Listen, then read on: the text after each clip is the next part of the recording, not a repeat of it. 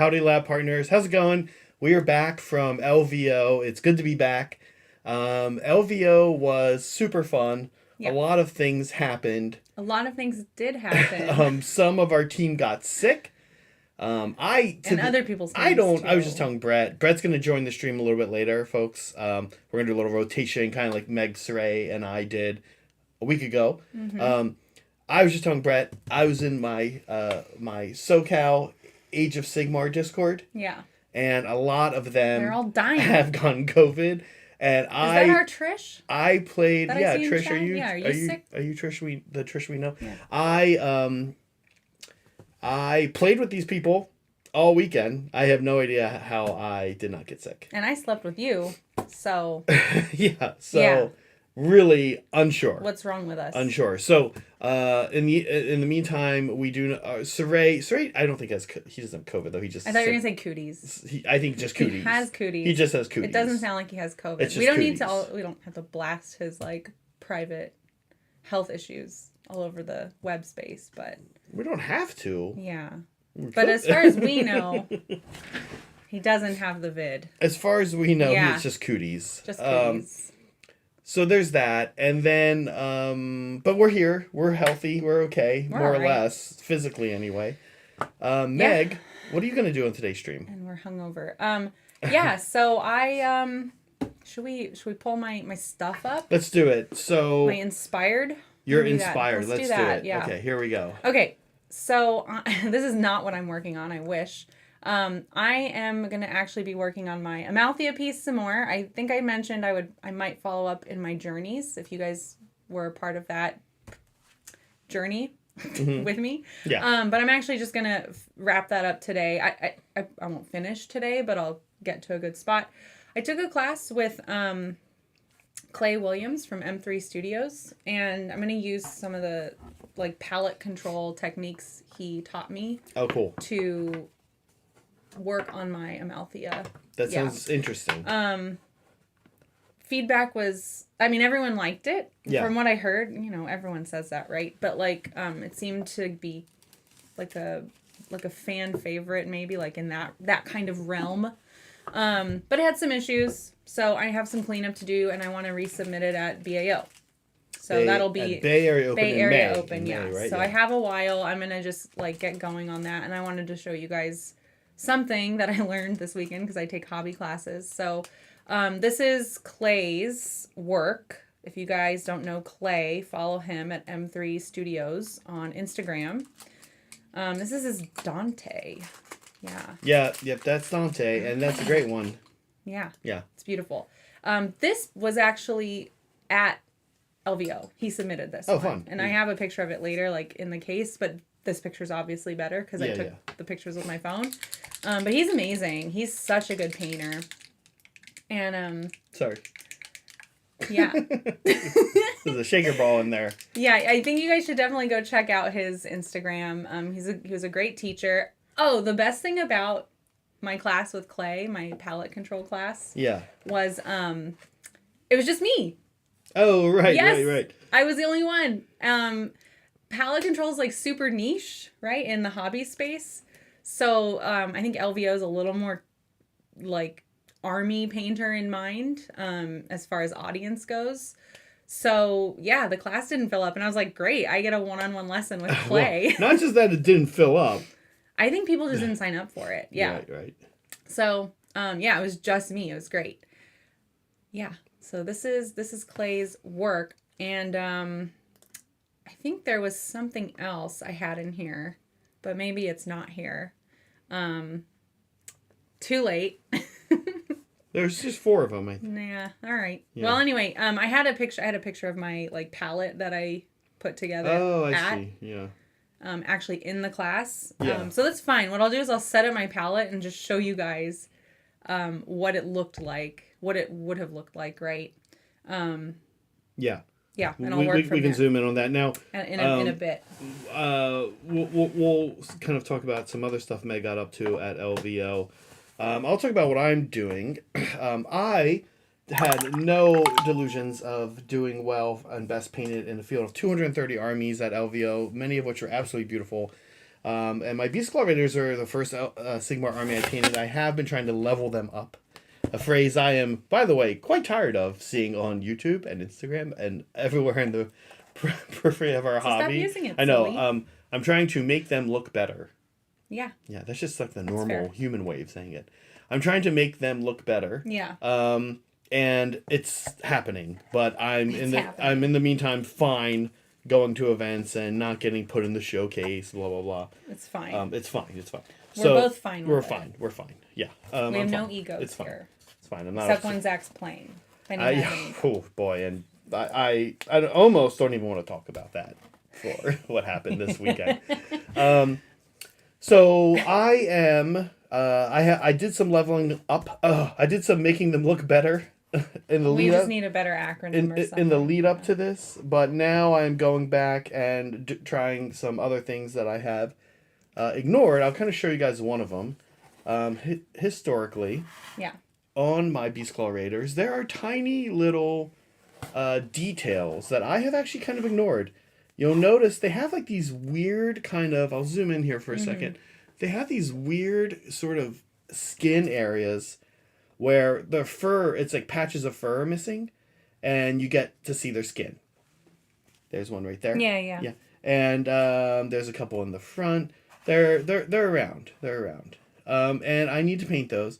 There's some other things I've been a little lazy about. I actually didn't even notice these straps until earlier today. So, there's things on, like, if you look at him, you're like, oh, Zach's got a fully painted model there. But actually, look at those straps. They're not even painted. Yeah, and then your feathers on your vulture aren't painted either. They're painted, but they could be done more. Yeah, but they're there. They're painted. There's little things. There's a lot of little things, but there are just a lot of little things that I need to do. So I'm gonna be touching these guys up a little bit more. Today is kind of be my last day that I do this. And I bring that up because now's a good time to show something in our schedule coming up. Why not? We'll show this again a little bit later. This is a big deal. Oh, this is fine. this is not as big a deal. This is a deal. But what you said actually is another good reason to show that do this. But I do want to finish these up. I'm going to be Meg and Brett have just finished their journeys and are kind of wrapping them up today. In terms of Meg's showpiece and in terms of Brett's Orca. So it's going to be back to a Saray and I situation. So I will be painting, making look better. The new phrase I'm going to coin. Let's get it to spread. Stop saying level up. Yeah. Let's switch to make look good. I like gooder. Soups is better. What's he say? It says, how about glamifying? That's fine. I'll literally take anything. Anything that other than level up. Okay. I'm going to glamify my daughter's a cane. And it's gonna be a while. It's gonna be a long journey. I'm gonna fight anyone who wants to take my journey slot off for like 3 months. Saray, meanwhile, by the way, for members of our channel who can access our journey show, Saray will be painting a Disciples of Zinch army. Okay. For our friend Graham. Graham is a local. He's a good friend. We hung out with Graham New Year's Eve. He's a funny guy, Canadian. We love Graham. That's important to point out. It is important. We love Graham. Saray's going to be painting an army for him. And this is fun because Graham gets a Sigma army. Saray gets to do a journey. Yeah. You can kind of see how Saray approaches commissions, something he largely hates doing nowadays. Why would you say that? Well, why are you outing him? Yeah, I'm outing Saray of everything today. Doesn't have COVID, hates commissions. I don't know. We don't know if he has COVID. He could be rife with COVID. He could look like a flesh eater's court by now. Yeah. So that's what we have coming up. What? Okay. That's what we have coming up. We have other things coming up. We'll get to that in a bit. But I need to get to this. Yeah. And the whole point is for me to talk about it. Good. Yeah. Okay. Well, anyway. I like that. Yeah. So, like, the first thing we talked about was, like, setting up the palette. Yeah. I don't know if anyone else does this, but Clay teaches that you set it up with, like, the paper underneath. It's not a good view, I guess. It's kind of gross looking, yeah. It looks disgusting. A little gross. It looks like a dirty homeless clown blanket. A little dirty, yeah. Anyways, so he puts party lights. He puts the palette paper under the foam to start, right? And he actually is like, let it sit there, let it soak it up for like 5 minutes. Really? Yeah. That's interesting. Yeah. And so that's what I've been doing ever since. Because I took a class from him last year, actually. But doing that helps the paper sit. Oh, more flush? Can I make an observation on something you just said? What did I do? My wet palette. Yeah. I set it before I went to LVO, and I pulled it out, and it's like that now because it's been sitting here for 5 days. So yeah, that totally makes sense. Yeah. Right. So it's like 5 minutes, right? And yeah, instead of 5 days. There's a little bit of extra water, but I did put the I did this before the stream, so it's been over 5 minutes. But yeah, so that was like the first step in his palette class. We have some super chats. Well, we do. Because I don't need to this isn't that interesting, right? Yeah. I just wanted to note. This is how I prep my palette. Thank you, people who have super chats. Starting with our dear friend Molecule Cody. We got to hang out with Molecule at LVO. Some of us more than others. Some people were passed out. Yeah. My number one gripe, both of our number one gripes about LVO was not getting to hang out with people as much. Yeah. In particular, I didn't get to see Digital Designer at all. I didn't even see him. And then... Oh, yeah. No, Digital didn't... He was there. Yeah. I didn't get to see him at all. I didn't... Digital Designer. We'll stick with that. I didn't get to see Vino enough. I don't think Digital went. He went. Did Digital go and I just don't remember correctly? Okay, sorry. Oh, I think so. Digital. He's here. All right. He's in chat. I know Digital. Digital will correct me. Yeah, maybe. Maybe he. One of us. Maybe he didn't go. Okay. Anyway, yeah, I never feel like I get to see these folks enough, which is a bummer, but that's okay. Yeah. Next, there's always next event, Okay. Anyways, yeah. Thanks, Molecule. Thank you, Molecule. Molecule says. Level up your chatting with money. Why are we still looking at this? It's fine. Oh, I thought we were showing. Intro. He says, level up your chatting with money. It's fine. Yeah, it's fine. Everything's fine. It's fine. I didn't hit the intro button. It's fine. I'm a good host. All right. I'm actually using these new brushes I picked up, by the way. Some of you guys might back this Kickstarter. It's Chronicle RPGs. Oh, yeah. I got a tube of their dry brushes, and they slipped a couple kind of normal brushes in there, too. I'm using one of those. It's nice. It's a synthetic. You got that at LVO? I got these at LVO, yeah. That's cool. Steven had backed this Kickstarter, and the guy there, I believe his name was Will, hooked Steven up with a tube, but they were so great that I just picked my own up. Mm-hmm. And he's coming out to the Bay Area around BAO, and we might be chatting with him, do something with him when he comes out. Oh, fun. Yeah. Yeah. Also, one thing I bought that I'm very happy with. Yeah. Are my barrettes. Oh, yeah. Yeah. You can't really see them. Yeah. From far away. But, yeah. Actually, Trish, who is in our chat right now, that's the Trish who I talked to. Yeah. Trish. Okay. I hope you didn't get sick, Trish. We know Trish that maybe got sick. Yeah. Yeah. But she had a booth, and she had these really cute earrings. It was like all nerd stuff. I forget what this material is called, Trish, if you could let folks know. And I was like, I want these, but I don't wear earrings, and I'm not planning on ever wearing earrings. And she was like, oh, just take them off and put them on barrettes. And I was like, you clever girl. I'll take them. So I bought Chucky and Jigsaw, of course. Oh, I see. That. Okay. And I popped them off the earrings and put them on some barrettes. So thank you, Trish. That was a good idea. And thank you, Broken Chef. He says, hi, fam. Top 3 moments from LVO. I was happy to find the army I painted for LVO scored about 20 points. Good muddle score. Not enough for judges' time. Yeah, I don't... you score your own. And then if it gets a certain amount, I guess judges take a look at it.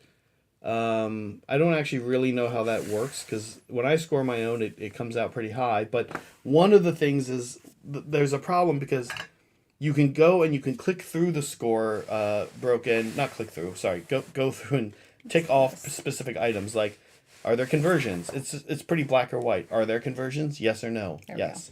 Did you do dry brushing and edge highlighting? Yes. Did you do shading? Yes, right? But then there's also this other one those are each kind of worth like 1 or 2 points. But then there's this other one that's like, what category is your army in? Mm-hmm. Basic, like tabletop, or like exemplary or whatever. So, and I don't really love the 3 categories. The exemplary category feels a little aggressive for where I wanted to put my Peace Claw Raiders. But the next one down is like basic tabletop. And I'm like, no, it's somewhere in between. So I picked the higher one, of course. And then that like gives you like 20 points right there to start. So it's kind of a weird system.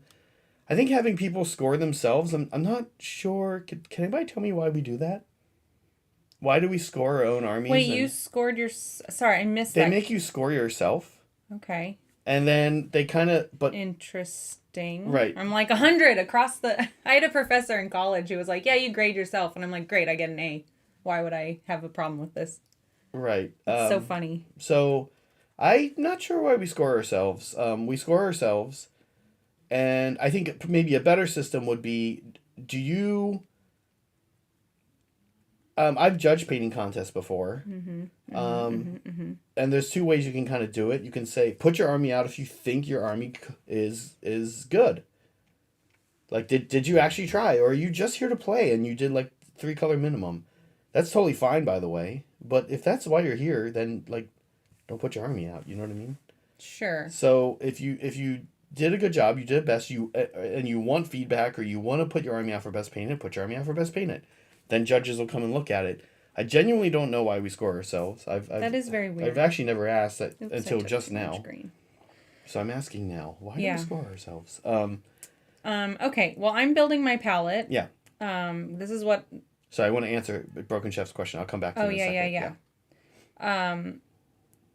This is... So I wish I had my picture to show you guys, because the palette size he gave us was like this big. Not big at all. And he had, I said us, it's just me. I was like, how do you work with such a small amount of paint, right? Like the idea is that, he's having you build up all your colors. 1, 2, 3, 4, 5. Okay. Build up your transitions between colors in these like tiny little wells, right? And I'm like, well, how's that going to work? Like, when I'm painting a big model or painting an army or whatever.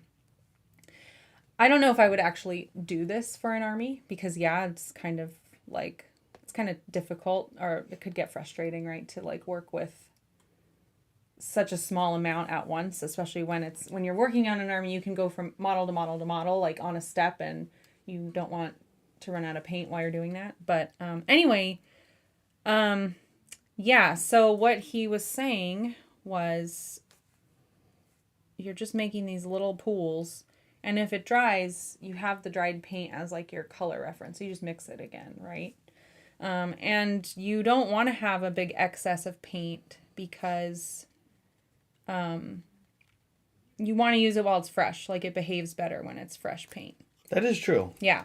So you make these tiny little wells, and actually this is pretty close. So that might be where I stop. Yeah.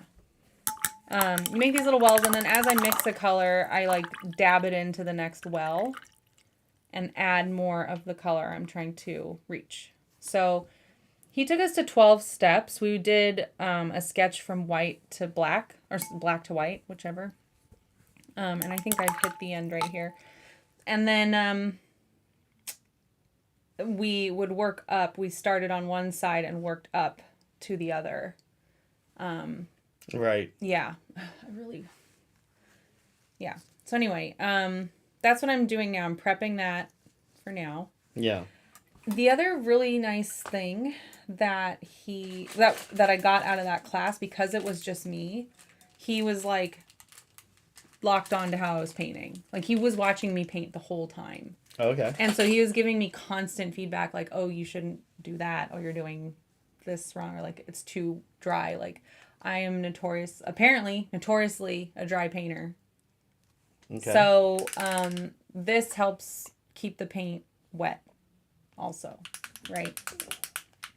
I'm going to continue the transition with my third color. This is for my waves. I'm updating my waves. So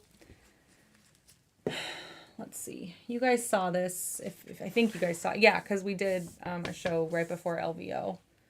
Where I was working on her. And so the feedback I got, I wasn't surprised. Like, I assumed I would get feedback. I didn't get an award, which is fine. Chalky. I'm too chalky on the wave, which I was like, oh yeah, that's true. It is kind of chalky. And then this is, you're like, here, come look at the chalk. Look at the chalk, everyone. Everyone look at the terrible chalk. Everyone behold. It's awful. Don't do it, guys. Everyone behold, chalky waves. And so that's what I'm working on today. I'm going to actually paint in the transitions and not try to dry brush my way out of it. Mm-hmm. Nothing wrong with dry brushing, but that was the main feedback from him was like, you don't use enough water when you're painting. Like, I'm painting very dry. I was like, oh, it's all coming together. No wonder I got chalky. You know, it's sort of funny that you say that because you're a much better painter at a technical level like this than I am, Meg. Of course, we all know that. But I have to say that I always think of I'm doing some dry brushing right now. Dry brushing to me, or over brushing, or like looking at it, I do kind of try to look at it like on a spectrum. This is actually not particularly dry brushing what I'm doing right now, because I'm just trying to turn black to having this slight jade tint to it that matches the rest of the model. Sure. But I have to say, I do always really kind of think of dry brushing as the number one way I typically use dry brushing is, unless it's something specific like picking out, some things are just made for dry brushing, like fur, right? Sure. Fur and feathers and stuff like that. But otherwise, I kind of think of dry brushing as like what I do when I can't get in. It's like airbrushing. That's kind of how I think of dry brushing. I typically use it at a place I would normally use an airbrush. Sure. So that's, I don't know, I guess it was interesting to hear that you actually do that. I'm a dry painter. Yeah. Need to be a little more moist. Sure. Yeah, so that was insightful for me. I was really, really happy to have him watch me paint. That's pretty great, actually. Like, that's such a privilege to have. Absolutely. And he's so good. Like, you guys saw some of his work. Yeah, so anyway, I'm just going to build up all these levels. I'm probably going to go beyond 12 because I'm working with 3 colors here. And I just want to make sure I keep it wet. Yeah. Now, we haven't answered Broken Chef's question yet. Go ahead and work on that. I'm missing a piece of this puzzle. Okay. Yeah. Top 3 moments from LVO. That's a good one, Broken Chef. We are going to talk a little bit more about our experience at LVO. And I mean, I hate to say this, but because it's so cliche, but I already alluded to the fact that, and you know, we did a poll before we went to LVO about everyone's favorite part, and everyone said seeing my friends, blah blah blah. That's it, really. It's really great to see people that have supported us and support the channel, and quite frankly are more than just supporters but friends. For the first time when you're there in Vegas, to see Liberty Fires come around the corner, or see Ted come around the corner, or whoever it is, all of the people. It's fun. That's my favorite. Because I don't get to see these people enough. I think of these people as friends. I think of these people as people, if they live near me, I'd hang out with them. I'd play games with them. I'd play board games with them. I'd play AOS, 40K. And so we don't really get to see them very often. So it's nice to see those people. Hey, Zach, do we have any thinner? Like, acrylic thinner? Like a transparent to mix in to our paint. Well, This is the only thing I'm finding. we have some yeah, we have that. Does that work? That'll work. Yeah. The what else we have, Megan? Yeah. Sorry, everybody, real quick. The Flesh Eater Quartz box of paint, which is over here somewhere. Oh boy. Has that Cuttlefish Merlin's medium. That's what I want. Yeah. And but it doesn't. Yep. I'm not sure where I put that box. I'd get up and help you look, but Folks, make sure I'm you streaming. organize and keep your hobby room. Yeah, I grabbed it right before. I had to grab some paint out of it right before the stream, so it's, okay. it's over there I'll use somewhere. This, it's fine. But yeah, so this is another habit, right? I use water to mix. Oh yeah. I don't like it. You don't like I don't like using water. Oh, yeah, I don't really think about it. Like, I'm just like, it's right there. But he recommended having like, see, this isn't quite right. Yeah, here, I'll take a look for you. Thanks. Okay. Cool. Yeah, so anyways, when I'm trying to add moisture to the paint, add this like medium instead of water. Here's some contrast medium. That's about the same as the cuttlefish stuff. Okay. Otherwise, yeah, I don't know where I put that box. I probably took it outside. Got it. All right. The other thing I do is when I do clean my brush in water, I wipe it on the rag, right, to dry it off. And he was like, no, just lick it. He's like, clean your brush and lick it, because otherwise you absorb too much moisture when you put it on your rag. Yeah. Well, these rags don't even absorb moisture from the brush. I actually hate these rags that I got. Do you really? They don't absorb anything. Like, the water's beating up on this rag. Oh. Ooh, strong feelings over here. Yeah, I'm not a big fan. Other big favorite moments from LVO, Broken Chef is asking. Okay, LVO. Yeah.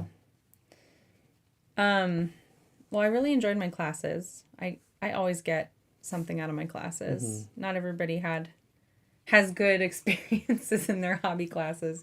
Sometimes not. It happens. Yeah. But I did. I had a good time. So, sorry for the rest of you guys. So,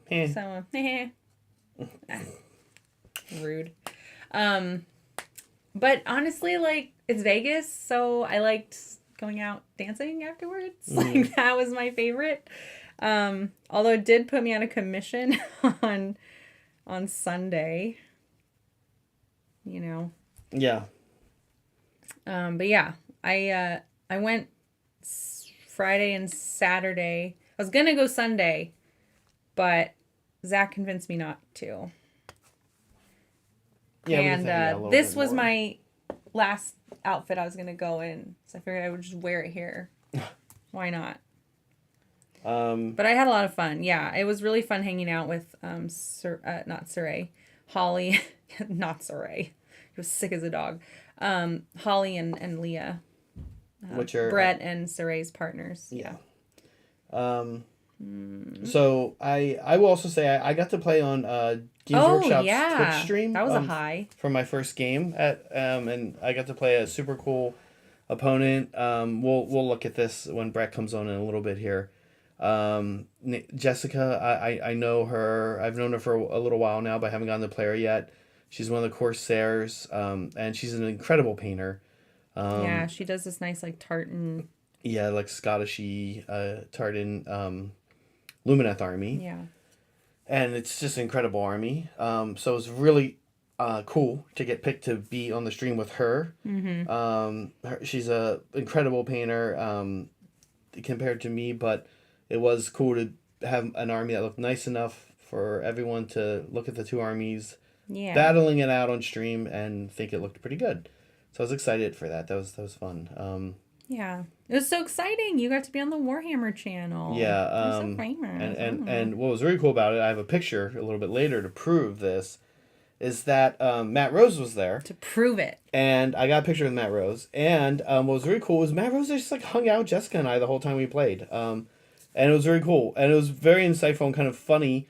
Matt Rose, by the way, lead designer of Age of Sigmar. Very interesting and insightful to hang out with Matt Rose while you're playing a game of Age of Sigmar, because ask him all the rules. He often wouldn't complain about. He often wouldn't know some, right? Surprise, funny. surprise. So it's kind of interesting. It's great, but it was really cool because Age of Sigmar is, I'm having a lot of fun playing Age of Sigmar. Of course, I always feel obligated to tell everybody that I love 40K still, and I do. And I am excited for all the Kroot. Oh my gosh, I'm so excited for Kroot, Meg. Yes. I've You are. always been very excited for an all Kroot army. As much as I love Tau themselves, the Kroot are one of my favorites. So I'm very excited for the releases. That was cool. But what I was saying is, Age of Sigmar Third Ed has probably been like my favorite war game ever. Ever, yeah. Wow. I think the rules are just super fun. It feels dense but light and fun all at the same time. Like a cake. Thinking is helpful, but also you just sometimes roll a bunch of 1s and 2s. So it's been fun. We've been enjoying Sigmar. A bunch of us have been playing it. And leads us to a little announcement we want to make. We teased an announcement, right? We did tease. And now we've been kind of jerks about it because we're 40 minutes in and haven't brought it up. I know. Look at this palette. This is what I've been doing the whole time, is prepping a palette. Yeah, this is what you tuned in for. Here's the tease. Look at that. Yep. Look at this palette. There's a bunch of colors. Yeah, there you go. You're about to even leave the stream. I know. Right before you get to use the palette, you're gonna use. Okay. Here you go. Here you go, guys. We're very excited. We actually, believe it or not, it wasn't enough that we turned our guest room into a studio room. We've also turned another. To lose the dining room. Our dining room has now become a gaming studio, and starting in mid-February, we're very excited because we're going to be streaming live Age of Sigmar games. We think we have kind of a beautiful studio. Actually, this is one view of it. We are just doing a little tease right now. We're announcing that we are a bunch of officially starting to live stream games, Age of Sigmar, in mid-February, we'll say. So you heard it here first, folks. Thanks for the hearts. If you're not currently part of our Discord, many of you I know are, but if you're not currently part of our Discord, please join it. We will be doing a lot of announcements there. And it says become a mandrill for invite to our practice games. That's true. We are going to be doing a lot of test streams. I'm a big test stream fan. When we started this channel, we did test streams for like a month. Up the wazoo. Our mods will tell ya. Yeah. We forced them to watch. We have already done one test stream before LVO. Me, Megan, and Saray did one. And we're going to be doing more. We have one tomorrow. We have one Friday. And I think we have one Saturday. But in the upcoming weeks, we will start inviting various groups of people to these test streams, starting with mandrills, starting with mods. They're already invited because we need them. We love them and they help us. But spreading out to mandrills and then all members. Some of them are actually all members. Yeah. As well as we're going to have kind of a West Coast club party one coming up with SoCal and Portland dudes. That I know from playing Sigmar up and down the West Coast. So, very excited. We have so many Sigmar armies. Yes. Now it's all coming together, right? Yeah. Like, here's what we've been working towards. We thought, we like painting our toys. I think we're going to like playing with our toys. Yes. That's the thing about hobbying, right? Like, it's not just the painting. It's not just the building. It's like using this stuff. It's getting to interact with it. It's learning the lore. It's a lot. It is. The lore is a good call out. The painting, the gaming, and you'll be seeing some obvious and familiar faces like everybody that plays here. You'll also be seeing some faces that you haven't seen on the hobby stream maybe ever or in a while. Bryce Kingman right here out of the gate. Will insist talking about Bartok knocking his dice. Yeah.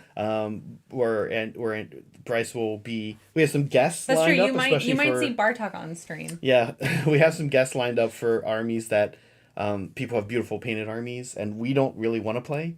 We want everybody who plays on the stream to be playing an army they're excited to play. So there's real no sense of having me or Steven learn Iron Jaws because while Iron Jaws are cool, I don't want to play Iron Jaws. And we want people that know their rules. I want people to know the rules. So I guess I'm not playing. Well, you'll play Soulblight. You know your Soulblight rules, right? So we're very excited. Be hanging out in the Discord. Tell your Sigmar friends. Thank you, Saray. And your Discord. I mean, Sigmar enemies. Yeah, you can tell anybody really. Who plays Sigmar. Yeah. Because they're not going to get better watching us play. That's for sure. Well, maybe they will. I don't know. They might. You've won a sword. I've won a spoon. We've all won spoons. Well, yeah. I'm the one that got us that spoon. We all know this fact. Yeah. So we hope you guys enjoy that. We hope you guys have fun.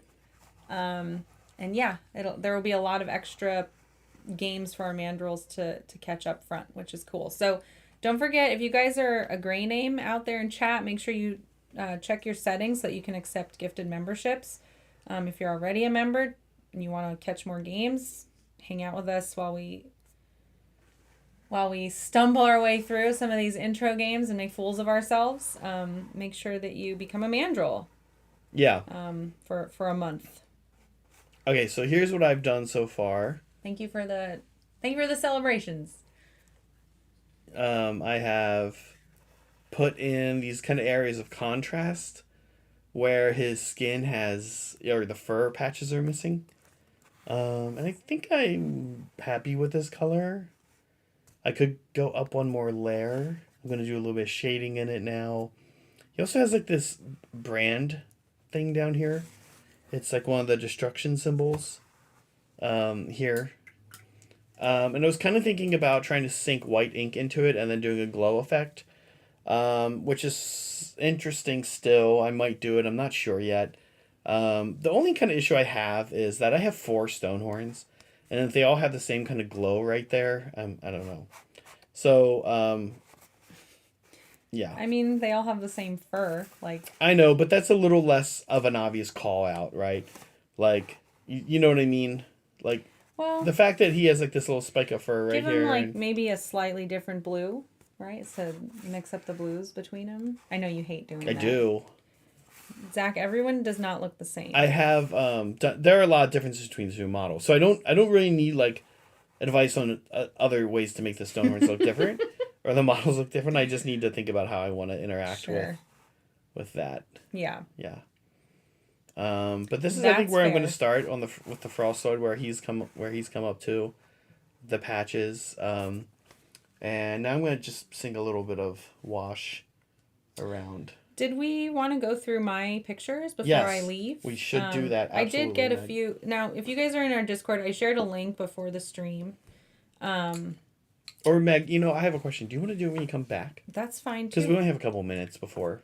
That's fine. We welcome Brad on. Sure. Okay, I'll just remind you, Meg, that it's going to be this button right here. It says Hobby Highlight. Okay. It's right in the middle of the stream deck. Sure. It's not the intro button? Not the intro button. Not the segment or inspired button. Got it. Yeah. Okay. Okay. We're still behind on super chats. We are behind. We barely answered Broken Chefs. We didn't answer Broken Chefs? I mean, he asked for top 3. Top 3. Okay. So I said going out. Mm-hmm. I also I said my classes, so that was 2. Okay. Yeah. And I know we said it was a low point that we didn't hang out enough with people, but that was the other high point was when I did hang out with people. Yeah. So that's actually what I wanted to do there.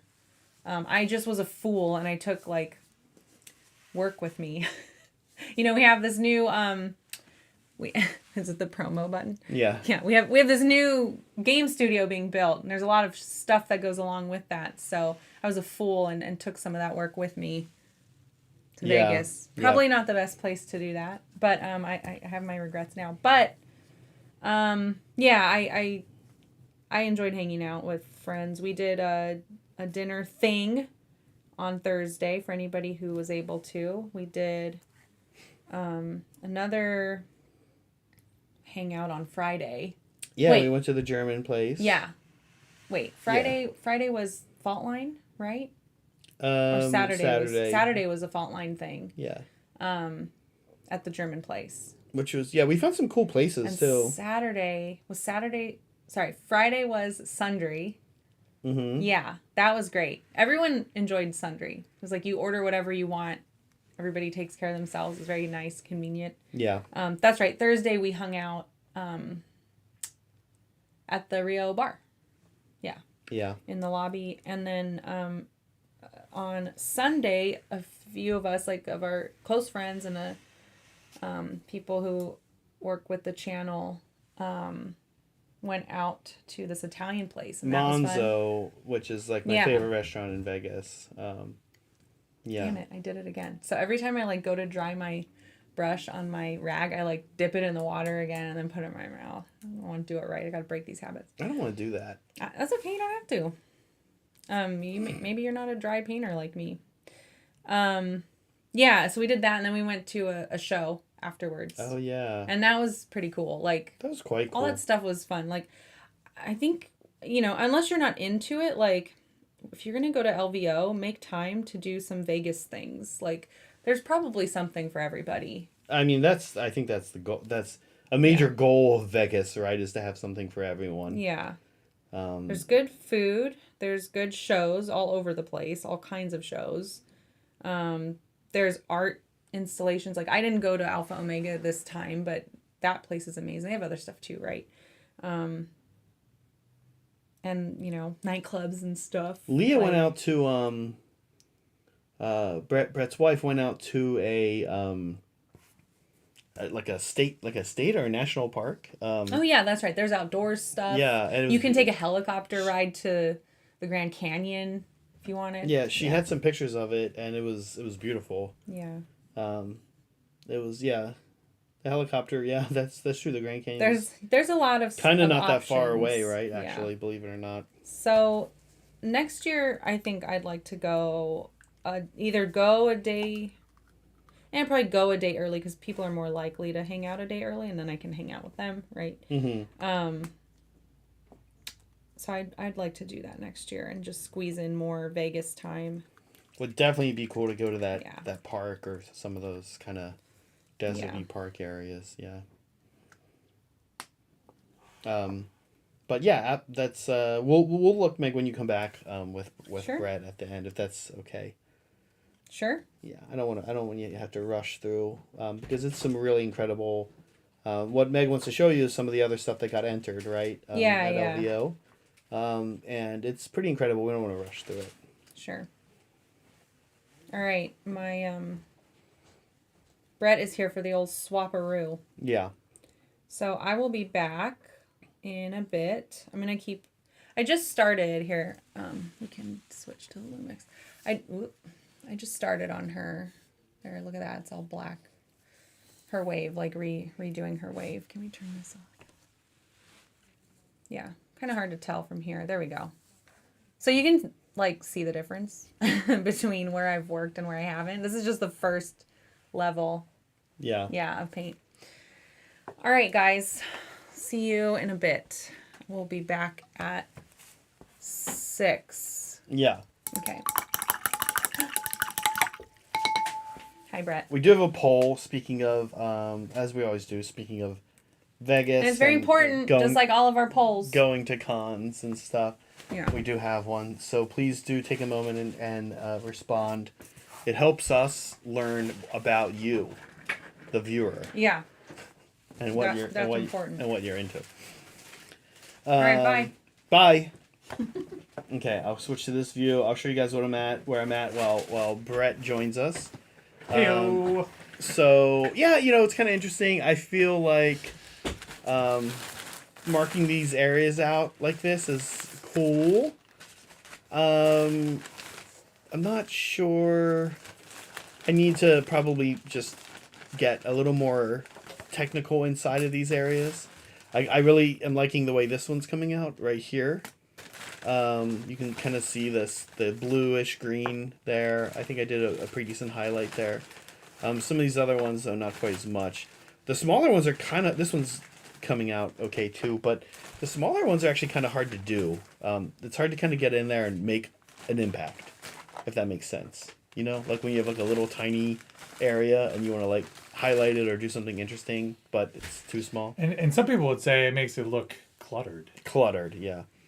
And actually, if I do go through and paint all the things on this guy, this is a lot of clutter. So another thing I haven't done, detail I've left, you can actually see right here. There are little metal plates on him, kind of randomly, almost like they attached like metal band-aids to places where he's taken wounds. And they tend to be, I don't think that is the case. They're sort of on the front. My guess is Ogres added them there because this thing charges violently at the enemy, and they want every possible way to murder somebody on the hurts more. Brett, how's it going? Good. What's up, guys? This is rad. We're doing the things. LVO is always or I guess any con really, is always like a mad dash to the finish line. If you're trying to get something done for a tournament or a project for a painting competition, and you always wish you had like 2, 3 more hours, maybe 10 hours. Yeah, two, 3. I don't know. So we're getting to go back in time and make ourselves feel better about the things we didn't wrap up before the event. Yeah, it's true. I know I kind of feel like I could work on these guys for years. Yeah. And kind of have been. So, but I don't know. I also kind of like, there's something to be said about just like coming right out of the gate with a new army that you feel like is at 100%. And I guess I probably did feel like that when I first did this army. Mm-hmm. But now I'm like, your standards have standards advanced. go up, right? Yeah. So what I'm going to be working on today is my Orca. So this was the star of my show at LVO. Over the last, I don't know, 2 months or so on our members only stream called Journeys. Mm-hmm. I've been working on getting this updated to my modern standard of paint. I did an interior. Yeah. And we'll see. and I got. Should we go to this? It's probably not going to work. Well, we can zoom out. Oh, yeah. We can zoom out. Yeah, in a sec. I'll Okay. go back to Cool. front view. Okay. I'll show it in a sec. Oh, So this is actually kind of a better view. Right, yeah, it because is, it's so big, right? and the one thing that I didn't get to do was on it has this fully detailed interior with this command deck and it is these curved screens are a friend of the show and a personal friend, Chicken, has these had told me he has these here actually now you can switch to these decals which are they're like meant for screens. They're like little tiny like techie screen icons. And there's a whole set in black and a whole set in white. And he was like, "Hey, I have these decals. I bought the whole sheet. I've never used them. This would be perfect for what you're working on." And we just didn't get a chance to for him to send them to me before the event. Or honestly, I could have ordered my own, I guess, but I didn't do that either. So at the event, he and I played in the narrative event, which has a doubles format. So we're teammates, and he gave these to me. So I'm gonna cut out a few today and put them on this. So I'm taking out. Go back to close-up view. So I'm gonna take out. There's an ethereal and a chair. Look at that guy, little guy. Oh, he fell over. So I'm taking out I didn't glue these because I knew I was gonna get to this point at some point. And I'm gonna put these screen decals in this on these screens to show Windows 11. Yeah.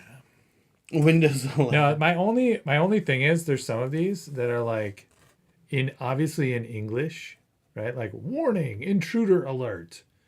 So you don't want to use. So I don't want to use the ones that are like obviously English. Yeah. Okay. So that's what I'm going to be working on today. I have a second project if I make substantial progress on this, and I'm looking for something else to do. I have another. That's project. wishful thinking because we have super chats to answer, Brett. Yeah. Including one from Soups, big supporter of the show, and a mod of ours. Thank you, Soups. Welcome back, peeps. I'd say we missed you, but the LVO Discord channel did an admirable job of pointing out all the juicy fear of missing out FOMO. Glad you all had fun. Thanks, Soups. Thank you, Soups. Hopefully we can get you to an LVO at some point. I think it is. So I've not been to Adepticon. You have. Mm-hmm. But LVO and Nova are the two big ones I've gone to. Yeah. And the big ones they hit a little different. They're fun. In a different way. Yeah. Than going to like Old Town Throwdown, or Rocky Mountain Open or something like that. They hit differently, and I love them. And I have to say, I might only really have mental headspace for 2 a year. That might be why I haven't done Adepticon. Yeah, it's a whole thing, right? It's a lot. even after a full night's sleep, you wake up the next morning, you're like, I'm exhausted after getting back. You get back, you get a good full night's sleep. You wake up the day after you're back from the event. You're like, oh, I'm still exhausted. Mm-hmm. Maybe let's try this again. I'll get another full night's sleep. Yeah. See how that goes. Definitely. But they're fun. And I know. Supers in the UK. They have their own at least one big one, that they go to. But Vegas is super fun. Nova's super fun. But Vegas is also, it's in Vegas, Can I use this? I forgot to get a little tray for water for soaking decals in. I love. Is that a good one for Yeah, me? they're pretty good. Just make sure. There's little paint parts in some of these. Yeah, that's why I'm asking. Like, I think it's okay. somebody told me that if you put oils in the thing with the oils, it's bad. I don't know. Anyway, yeah, these decals are made by a company called. Wait for it. Is it Fallout? The Mighty Brush. Oh, okay. Yeah, and he's got a whole bunch of them in here. There's like skulls and Templar icons and Space Marine shoulder pads. It's like he just gave me his whole Mighty Brush order and was like, here, take what you want, and give me the rest back. It's kind of crazy how sometimes when you do decals, you really only need one or two.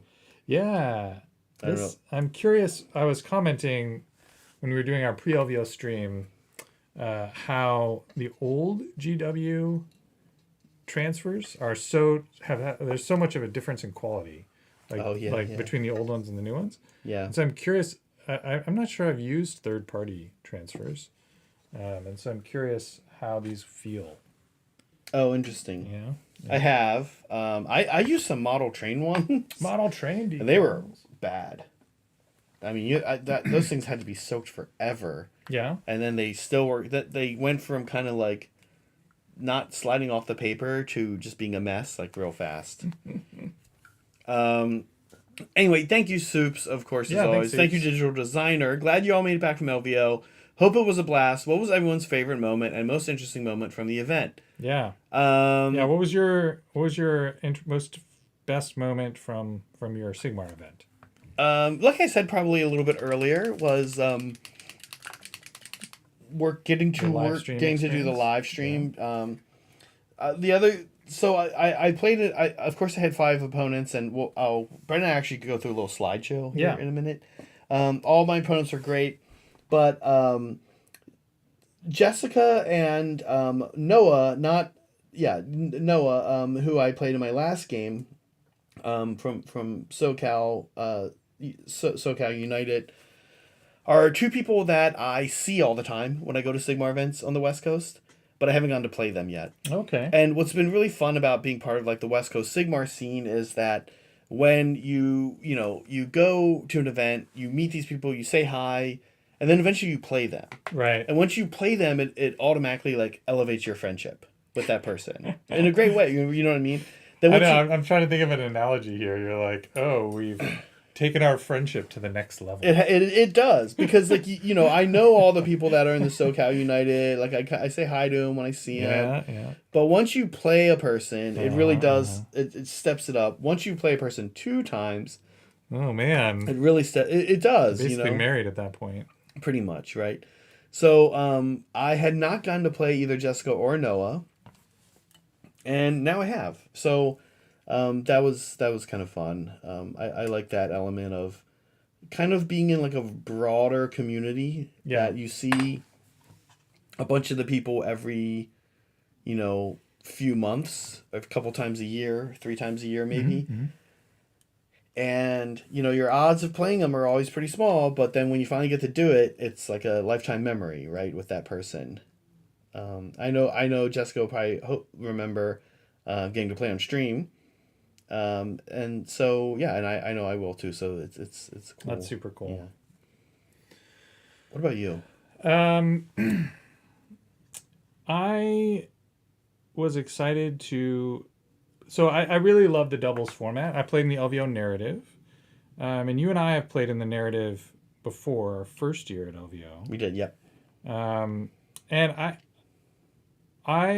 love that experience. That was like one of the best Warhammer experiences of my life. Was like going to LVO, with a friend playing a game with my preferred faction, my favorite faction, and then like getting to like all the sort of prep we did of like making our lists compatible and like synergistic, and we did some practice games and we definitely over prepared. But it was fun. I loved it. It was fun. Yeah. I love over preparation, right? Like the preparation was fun. It was like fun in and of itself. I agree. And so this year was another one of those experiences. Chicken and I are both really passionate about Tau, and we sort of came up with a cool, like, my army was all in this flying shoebox orca thing. His army was all being dropped by a manta, so we had all these battle suits. And it was cool. We like brought, we're both sort of middle tier Tau players, but like we spent a lot of time thinking about our lists and how they might work together, and we spent a lot of time talking before the event and during the event and in between rounds, and I don't know, it was super fun. And so I think it was super cool. We had some really cool moments. I don't know if you Digital, if you're asking about specific moments. I had one crazy moment in our last day, the mega battle. Yes. So on turn. So talk about this a little bit. By the way. Okay. Yeah. So the format of the LVO narrative, it's a doubles format. Each person brings 1,000 points, and you play against other people at a 2,000 point level. And there's sort of an attacker defender mechanic. You put your name on a board as the defender to defend a certain territory, and that territory that you put your name on defines which planet you're on and which mission you're playing. And then at some point, somebody puts their name from an opposing faction on the board, wanting to attack that territory. Mm-hmm. And then you show up to the table, you play a game against them. The missions are all custom. They're not sort of standard rulebook missions. And the event allows legends. So you can, which is why things like the Orca are legal. And the event does not use Crusade. So there's no homework in between rounds. Kind of nice. So you play 2 games, and it's 2 games a day. You play 2 games on Friday, 2 games on Saturday, and then on Sunday, the last day, you play one big 4v4 mega battle. So it's 4,000 points on a side. Or you can, if you want, just each of the 2 people that you've been playing with, each of you can just bring 2,000 points. So the point is, it's a 4,000 point game. It can either be a 2v2 or a 4v4 or a 2v4. The point is, it's just 4,000 points aside. Mm-hmm. And so we did 4,000. We did 4v4 on the last day. We partnered with Saray and Matt, who's another local guy who moved away recently but came back for LVO. We got to see him again. Yeah, it's great to see him. And so it was 2 Space Marines, 2 Tau, and we played in that last game against Eldar, Nurgle, Imperial Guard, and I'm drawing a blank. Wow. Iron Warriors. His name is Brett, actually, the Iron Warriors player. I commented that, like, I'm not used to seeing. I'm not used to seeing other Bretts out in the wild. This tripped you up a little bit. Yeah, and it was really weird. But and you asked him to go by a different name. He was a super nice After dude. a while, you're like, listen, I'm going to actually need you to have a different nice name. Guy. I actually was like, wow, the only other Brett I've known, I did not get along with, and was it yourself? And this guy, I can't stand was great. The other Brett I know, I can't stand that guy. He was so nice. He was one of the nicest guys. I was like, oh man. But the Eldar guy and I had this like weird. Hold on. Yeah. This is the other Brett you know. You told me this, like, wasn't it like 5th grade? Yeah. Okay. Yeah, I didn't. All right. He and I did not get along. All right. I liked this girl, and he asked her out, and she went out with him, and I was like, oh man. Okay, all right. I was like, it's hard for me to imagine. I'm sure he was a nice guy too. I was just jealous. Yeah. Well.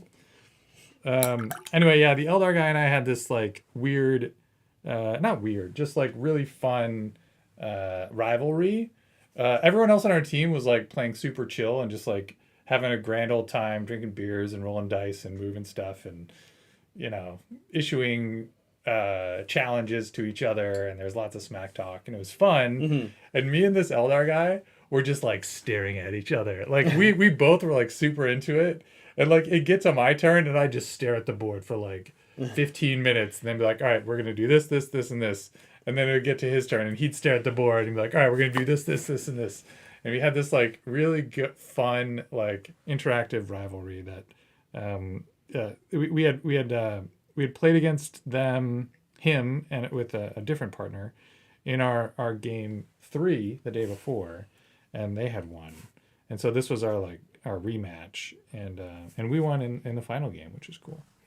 But anyway, it was rad. Anyway, so I was gonna say my sort of highlight of that game was, Tau get double exploding 6s if they're guided on turn 3, and I rolled broadside. I brought 3 3 broadsides with railguns. They get 6 shots. I rolled 6 dice and rolled 5 6s. Wow! And so these 6, and I was shooting at two chosen and an attached character.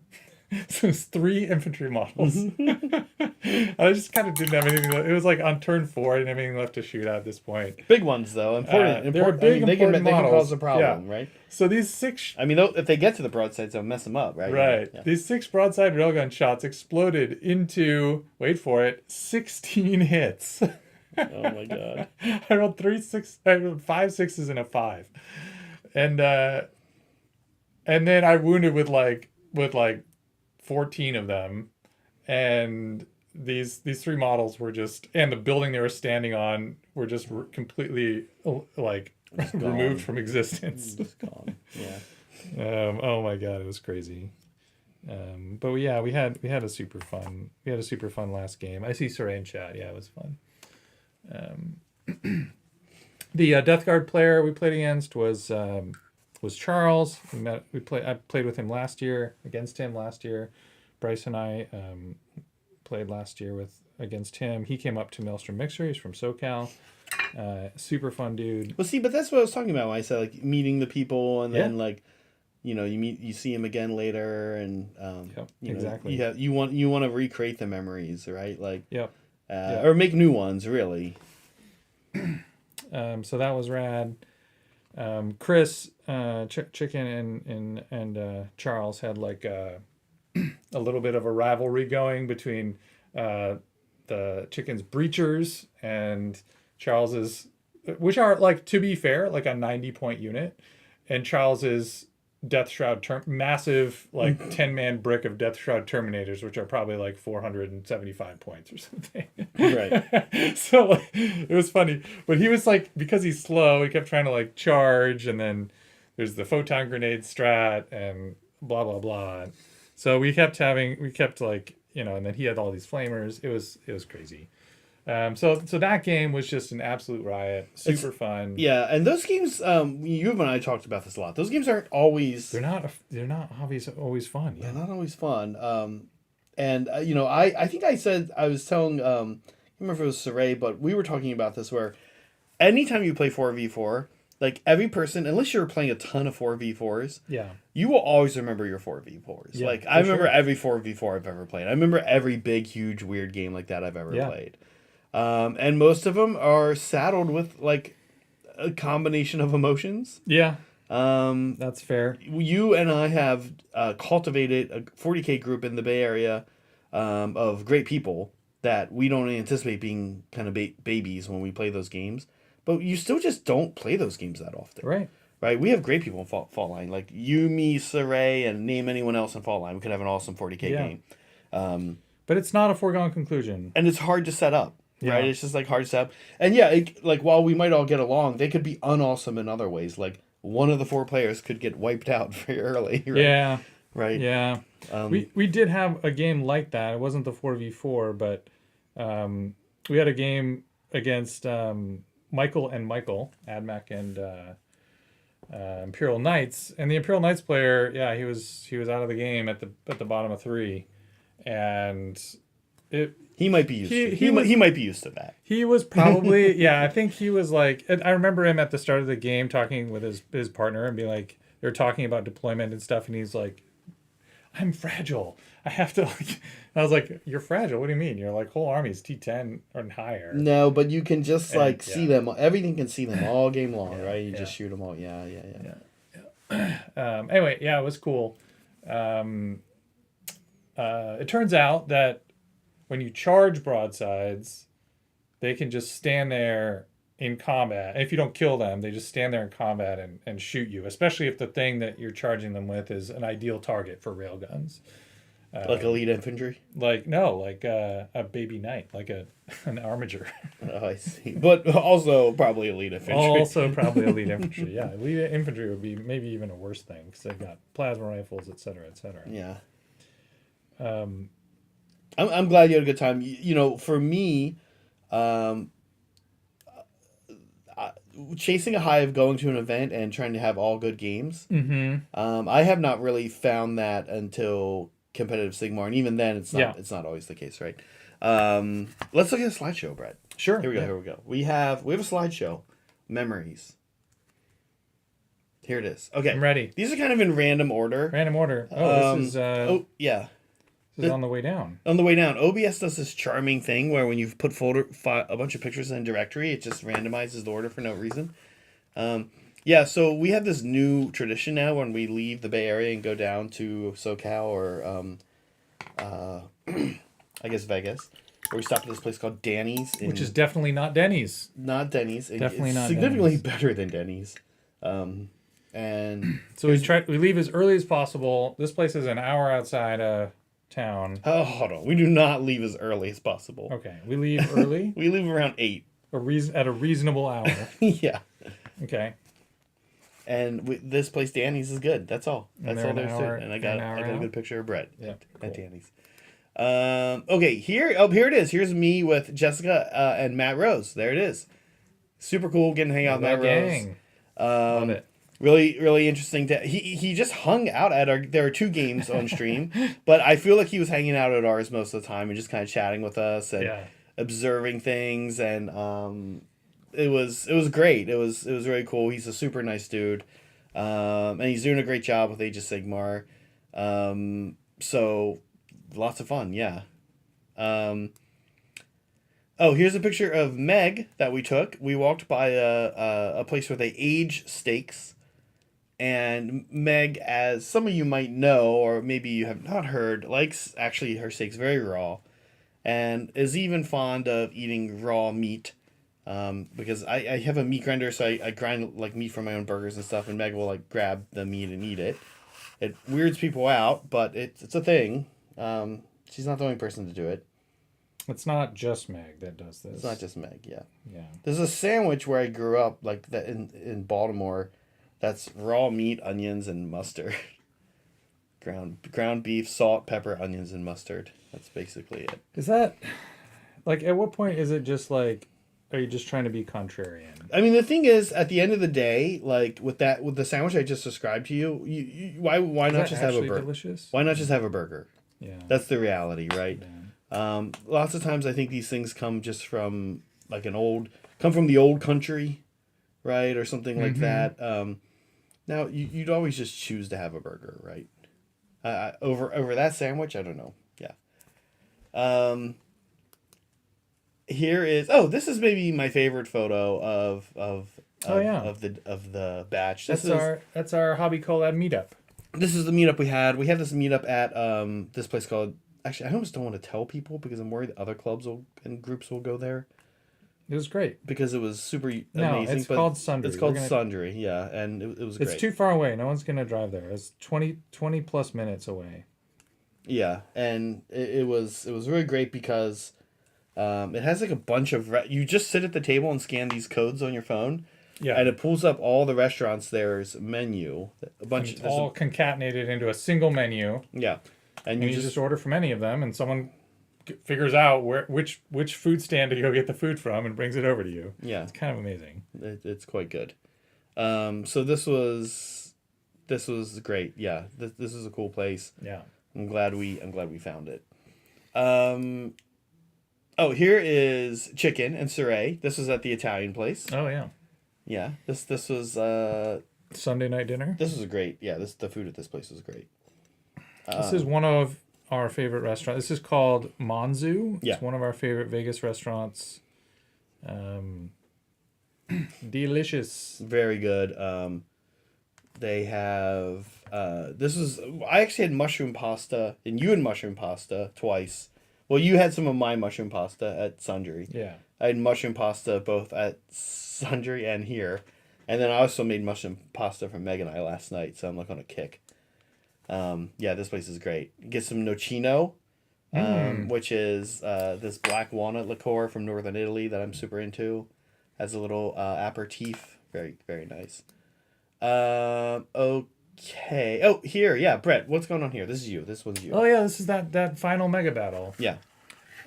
So in previous years, I saw Digital ask questions about comparing it to last year. So in previous years, they would like set up the tables in a weird way. This year they didn't do that. They just sort of stuck two tables together on the short edges. The defenders deployed in the center, and the attackers came on half their forces on one side and half their forces on the other side. And so this was our sort of super long, skinny table just at deployment. So you can see, if you zoom in, if you enhance, you can see Surrey's amazing salamanders, which didn't quite win Best Painted. It was close, though, as I understand it. I thought you were going to say, didn't quite win any games. But he... I will say that Chicken and I, in round 2, we put our names down first as defenders. And Saray and Matt chose to attack into us and regretted their decision. We sort of... So Saray and I had done a number of practice games in the lead up, and so I generally knew I had sort of figured out how his army worked, which is, it's just, you don't want to get close to it. He advances and shoots, but everything is like 12 inches. And so Chris and I deployed in such a way where all of our fast stuff was on, once we saw sort of where Saray was deploying, we deployed all of our fast stuff over there, Cold Star Commander, Orca, and then we deployed all the slow stuff on the other side of the table. And to them, it looked like we were doing just sort of an even deployment. Mm-hmm. But then when we won first turn, everything in our army just moved over to Matt's side and left Saray just kind of walking. I'm sure Matt loved that.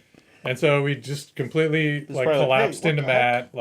All the breachers deployed, all the broadsides deployed. We just like shot the crap out of Matt. And then Saray was sad. Because like we didn't get to do anything for the first 2 turns. Not only, you actually were just like, hey, we're not actually gonna really like have you participate. Yeah.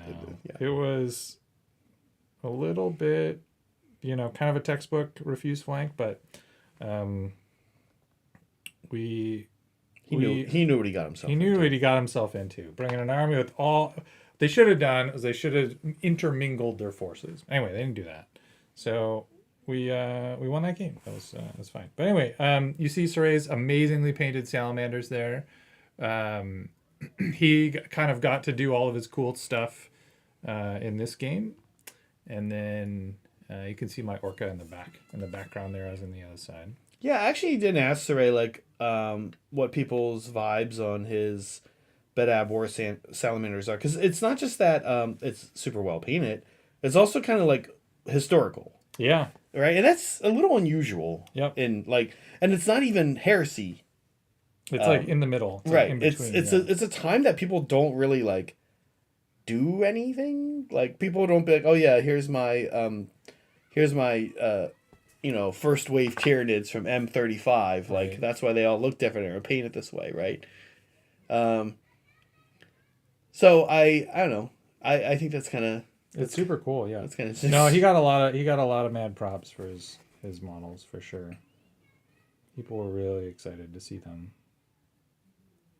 Yeah, very nice. Moving on, we've got a lot of pictures to get through. Here we go. Moving on. We got here's me with Jessica. This is my first opponent.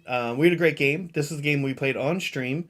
It was super fun. Lumineth is kind of a hard. Beast Claw Raiders are a hard matchup for Lumineth because, there's 2 types of Lumineth. There's the shooty type. There's more than 2 types, but in general. The shooty type, that's kind of a hard matchup because I kind of just run at them and then that's that. They can't typically do enough damage in one turn that it takes me to get to them.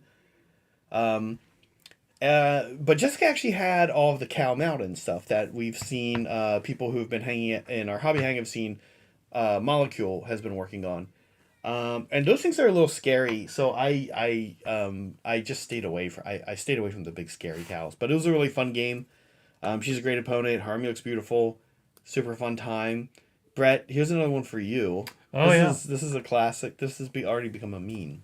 This is our army showcase. So in between 2 games on day 2, you're meant to put your armies out with your name tags, and so Chicken and I deployed our armies together, sort of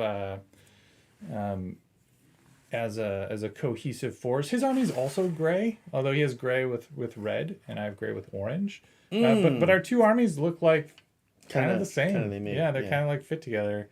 And I was just tired at the end of the game, and I was just sitting there, and I had this sort of like, I'm tired look on my face. And Chicken got this great picture of me sitting behind the table with this like just very don't talk to me look on my face. Yeah, it was great. So that was our glam shot.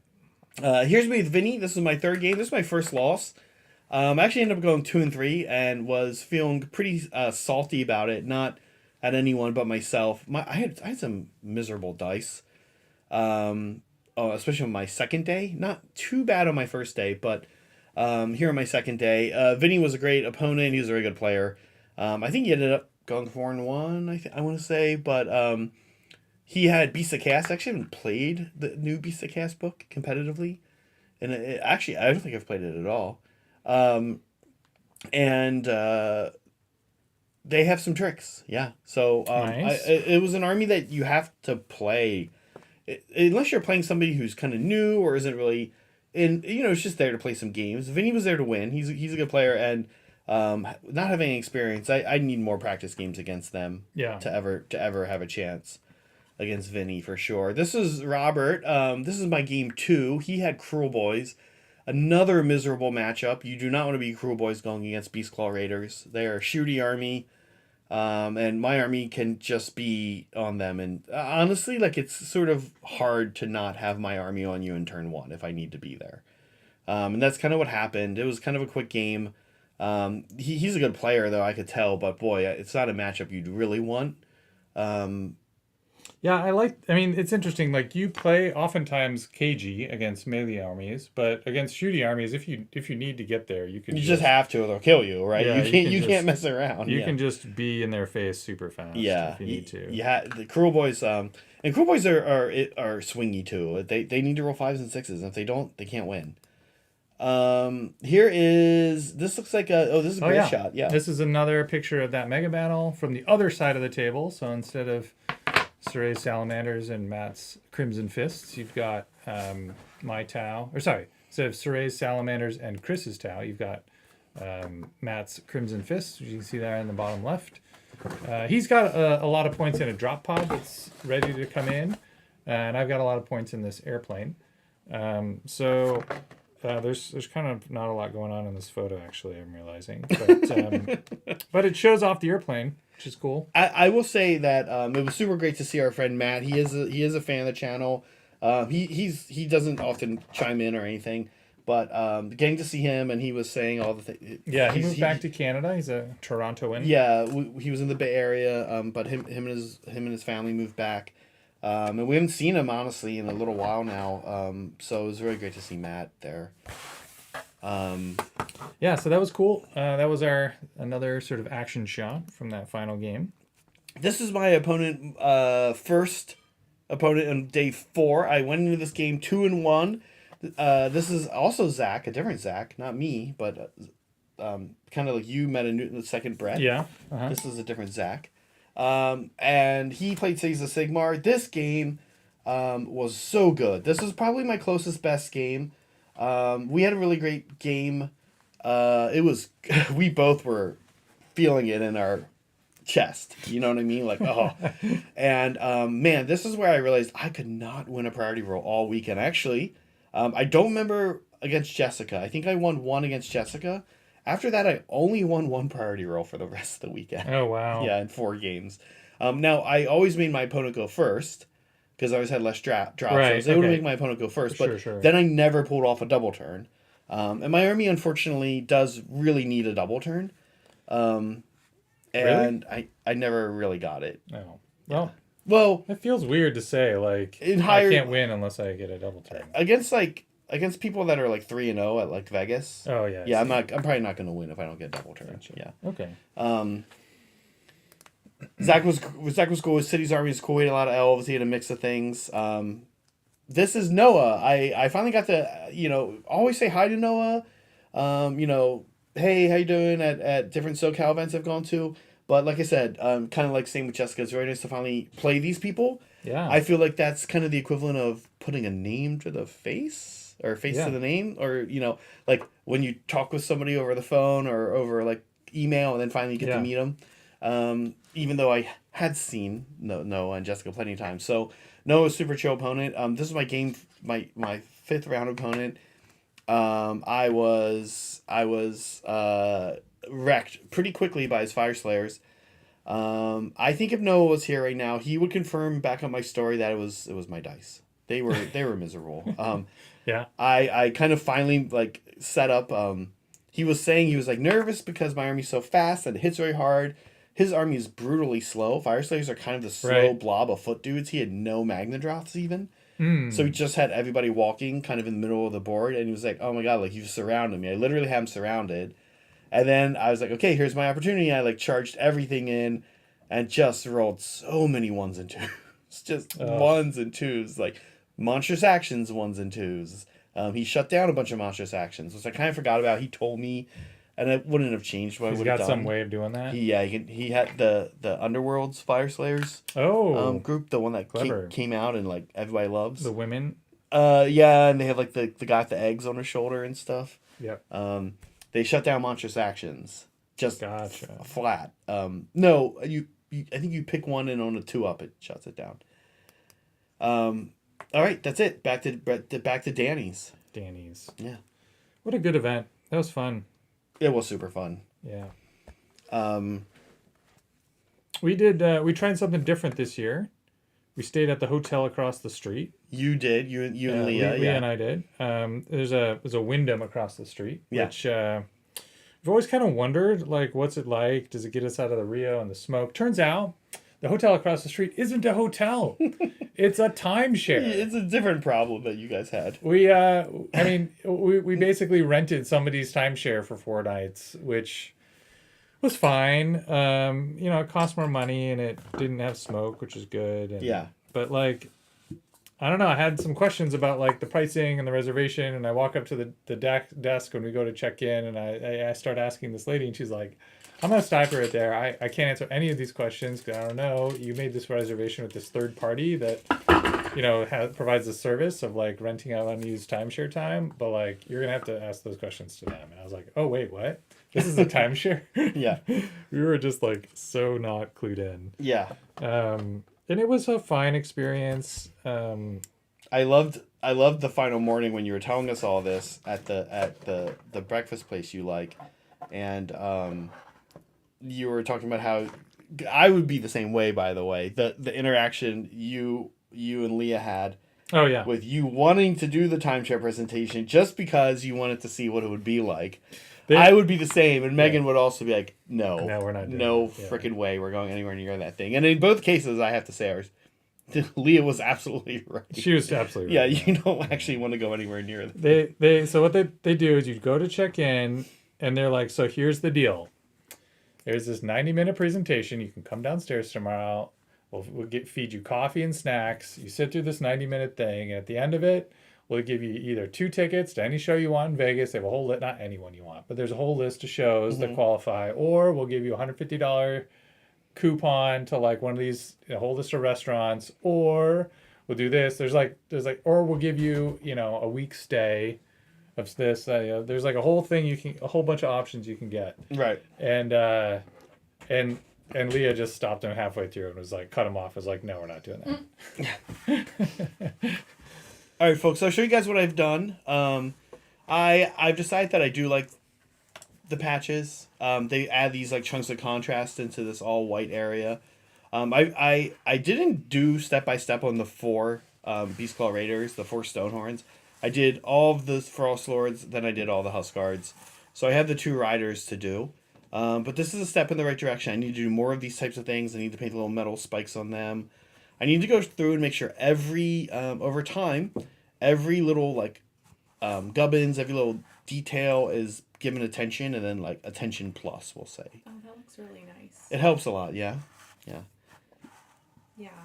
So there we go. That changes them so much. Yeah. Very cool. I'm going to say bye to everybody. And I'm going to leave this screen on. Back. Dan, this was my approach as well. I was like, look, I know I consider myself very good at saying no to upsells. And so I was like, no, Leah, it's fine. We'll just say no at the end of it. And we'll take their free stuff. Like that's I can do that. I am capable of like resisting any temptation. I am good at saying no to upsells. Right. I just wanted to like see a little bit behind the curtain of like how the inner workings of it. I just watched John Oliver's episode on timeshares, and he made it sound like it's this like crazy industry of like pseudo pyramid schemey. I don't know, like cultish. Yeah. Like they're being sued by all these people because of their unscrupulous practices. Like I just wanted to like be part of that. No, I don't. No, I don't want to be part of it. I just wanted to see it. Like I wanted to look at it. Oh. And Leah was like, "No, we're not even looking at it." Oh, hey Bartok. And I did feed the cats. I saw Soups' note, and I was like, "Oh, he's right. I should feed the cats." It's cat feeding time. You know, I think like I don't want to get involved with this timeshare nonsense either because it's annoying. Like I don't want to have to sit there and be like, no thanks. I don't. But isn't that funny? I want free stuff. Isn't that funny? Like I don't care. Do you remember those little what were they, like animal wildlife fact cards that you would randomly get in the mail, and they're like buy more and you get the whole book. And they would like you would do something, there's something you could do to like get some free cards. I don't remember what it was, but anyway, I did that and I was like, cool, free cards. Yeah. And I remember my mom giving me crap because she's like, that's not really right, is it? Because like, you had free stuff? Yeah, and I'm like, well, they're offering, like, what do I care, right? Yeah. So what? Our capitalist boomer parents. Anyway, so yeah, I would have been down. Yeah. But also like, I'm gonna be really annoyed for 90 minutes, and I don't know if I want to be annoyed for 90 minutes in Vegas.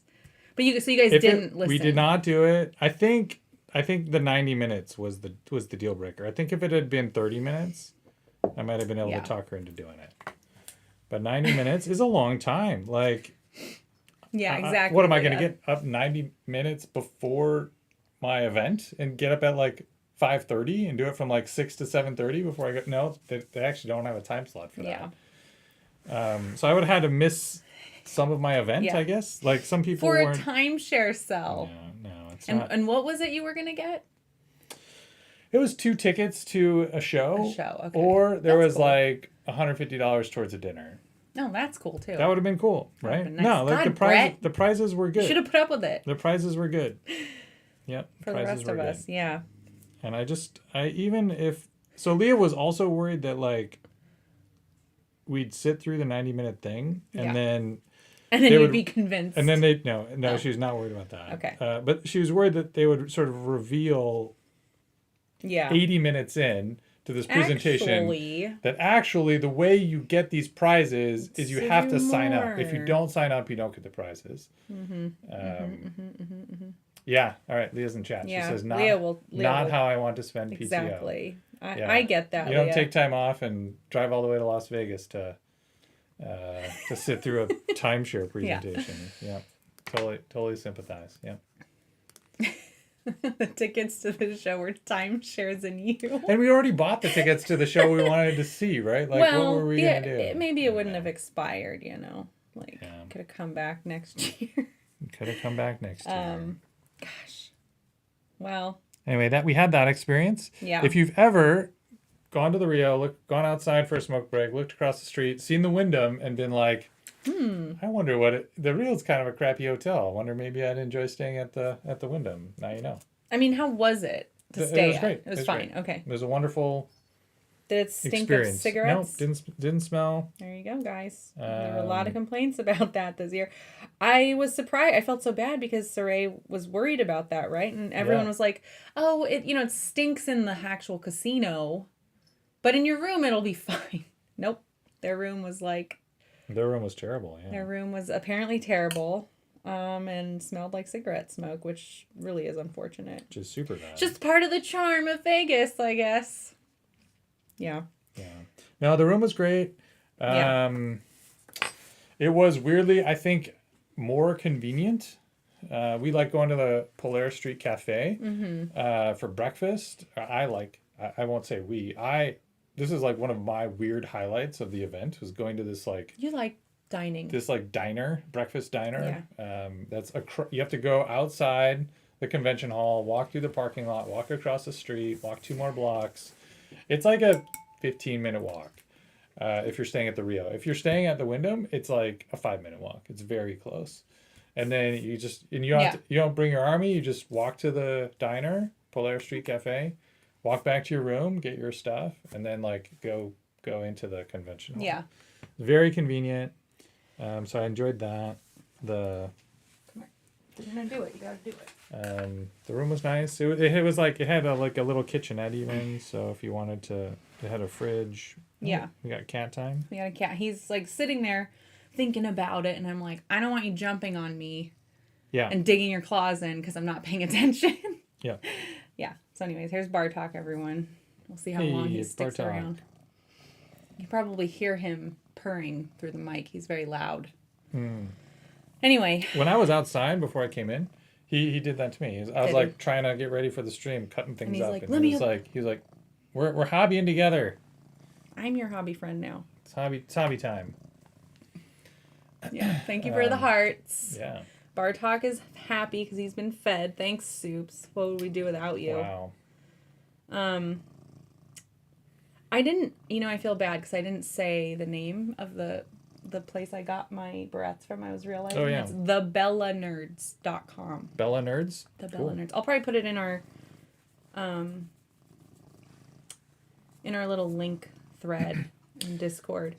They didn't sponsor us or anything. I just really like the barrettes. They're cute. Yeah. Yeah. Do you mind switching to the... Let's do it. The zoomy cam? Yeah.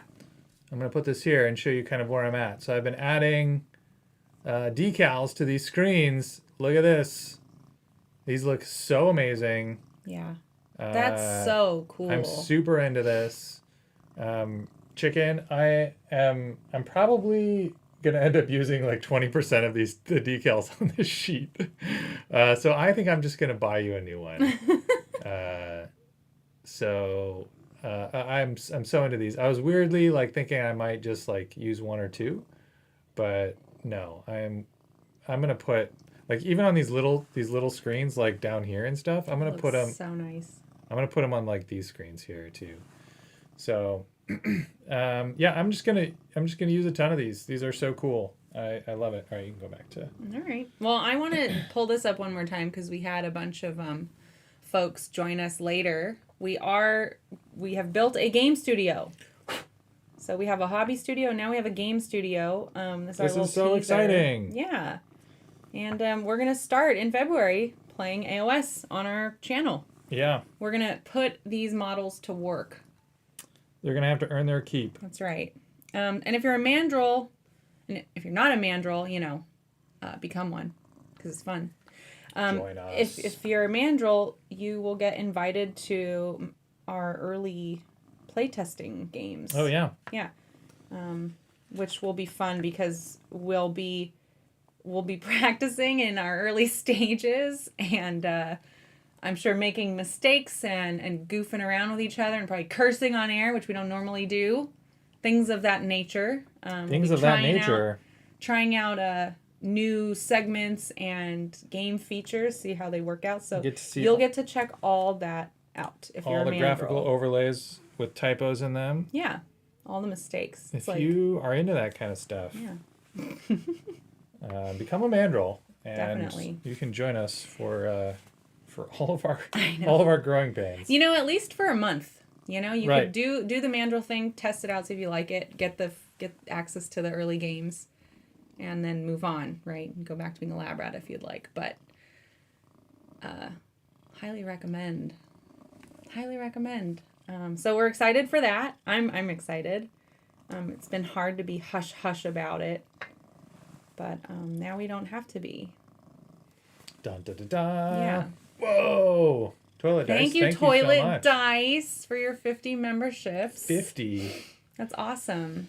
I don't know why the party lights aren't going off. Wow. I almost missed it. I guess. That is Toilet Dice John McCardle? I think it is. Oh, probably. You know, he always has these goofy names. Oops. I got to spend some great quality time with John. He's a champion of the hobby. He's a super stand-up guy. He's very humble, but he was I didn't know this, but John's first army was Tau. So he and I had like a Tau nerd moment, where he was telling me about his ethereal and I was telling him about my ethereal, and we were nerding it up. It was rad. Yeah. That's super cool. I had no idea. Yeah. Yeah, he was in our hobby hangout last night and Oh. I'm sorry I missed you guys, and it's okay, John. You know, It happens. like It's a busy there's weekend. a lot to do There's a lot at going on, LVO, right? Exactly. So it is what it is. It was nice to see you in Yeah. hobby hang last night.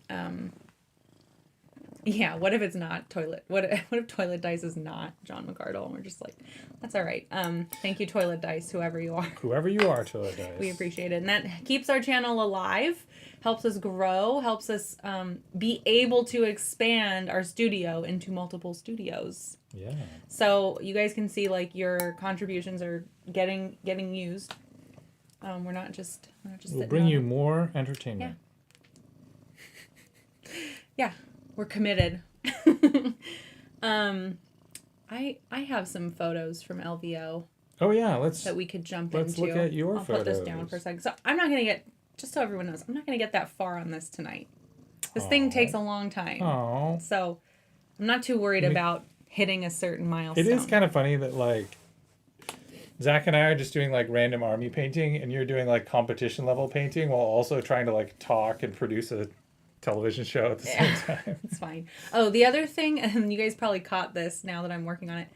This also is not something you should do when you're submitting. What? To I mean, make it's from the I back, was kind of right? like, it's Nobody the can see it. bag. Yeah, Maybe it's they fine. won't care. Like, no, they called it out. That they wanted it painted It needs black? to be covered. Like, it needs to be finished. It looks unfinished. But they're looking at it from the rear? They look at it from all sides, right? Oh. They turn it around and check it out.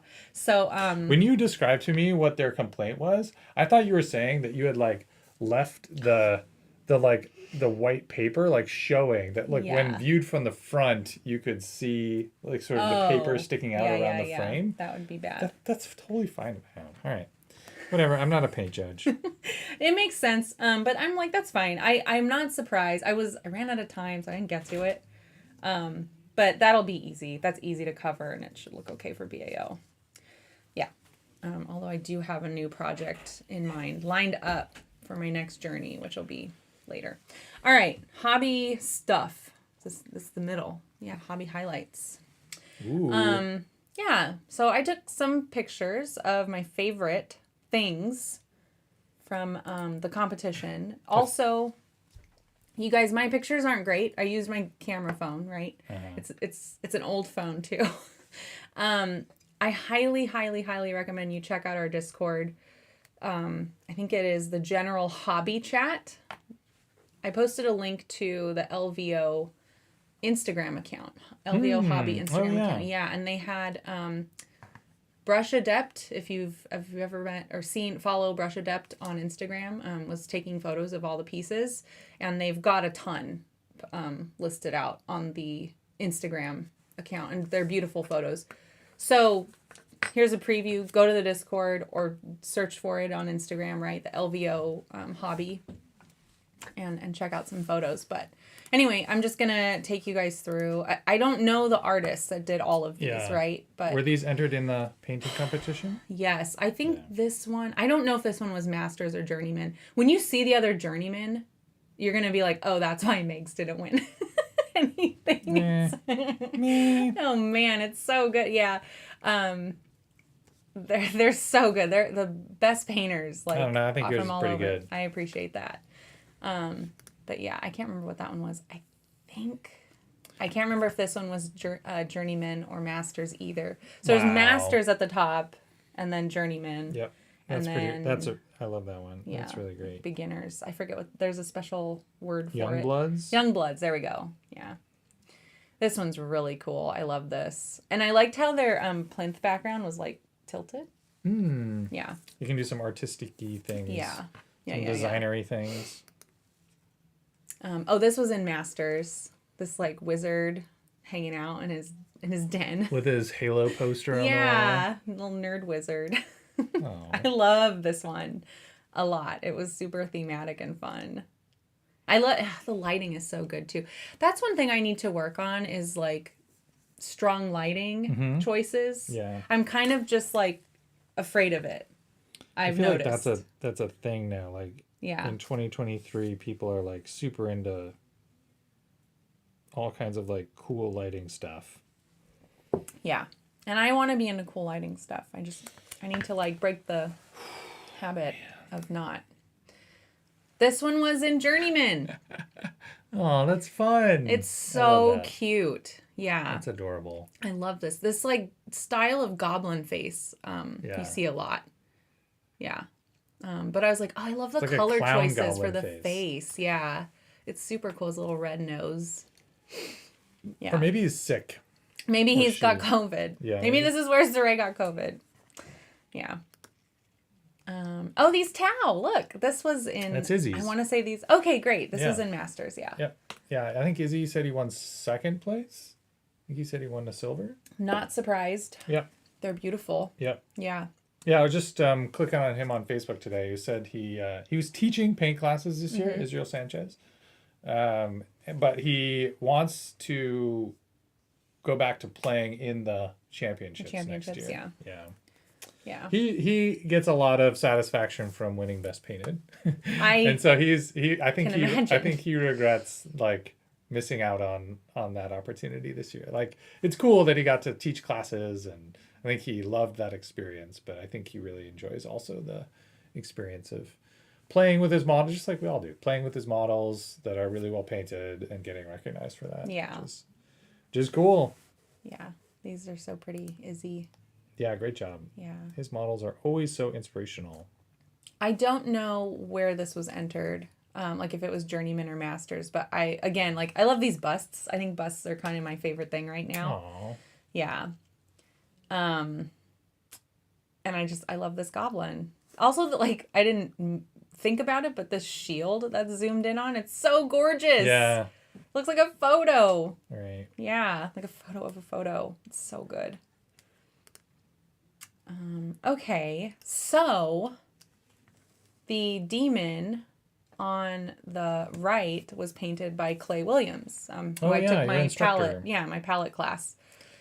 Sorry, I'm going to interrupt you for a second. Please do. Do we know who won first place? Do you have a picture of that? I do have a picture in here. Cool. Yeah, right. We'll get to it. Yeah, for sure. And then this non-metal metallic on the left. These are Masters. This is like the Masters. Yeah, amazing. I just want to like, I don't know, somehow absorb that talent, that non-metal metallic. It's so good. Ugh, yeah.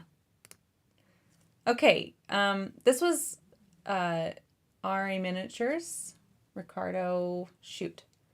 It's like on the tip of my tongue. Anyways, RA. Oh, RA. Yeah. Oh, yeah, okay. Crud.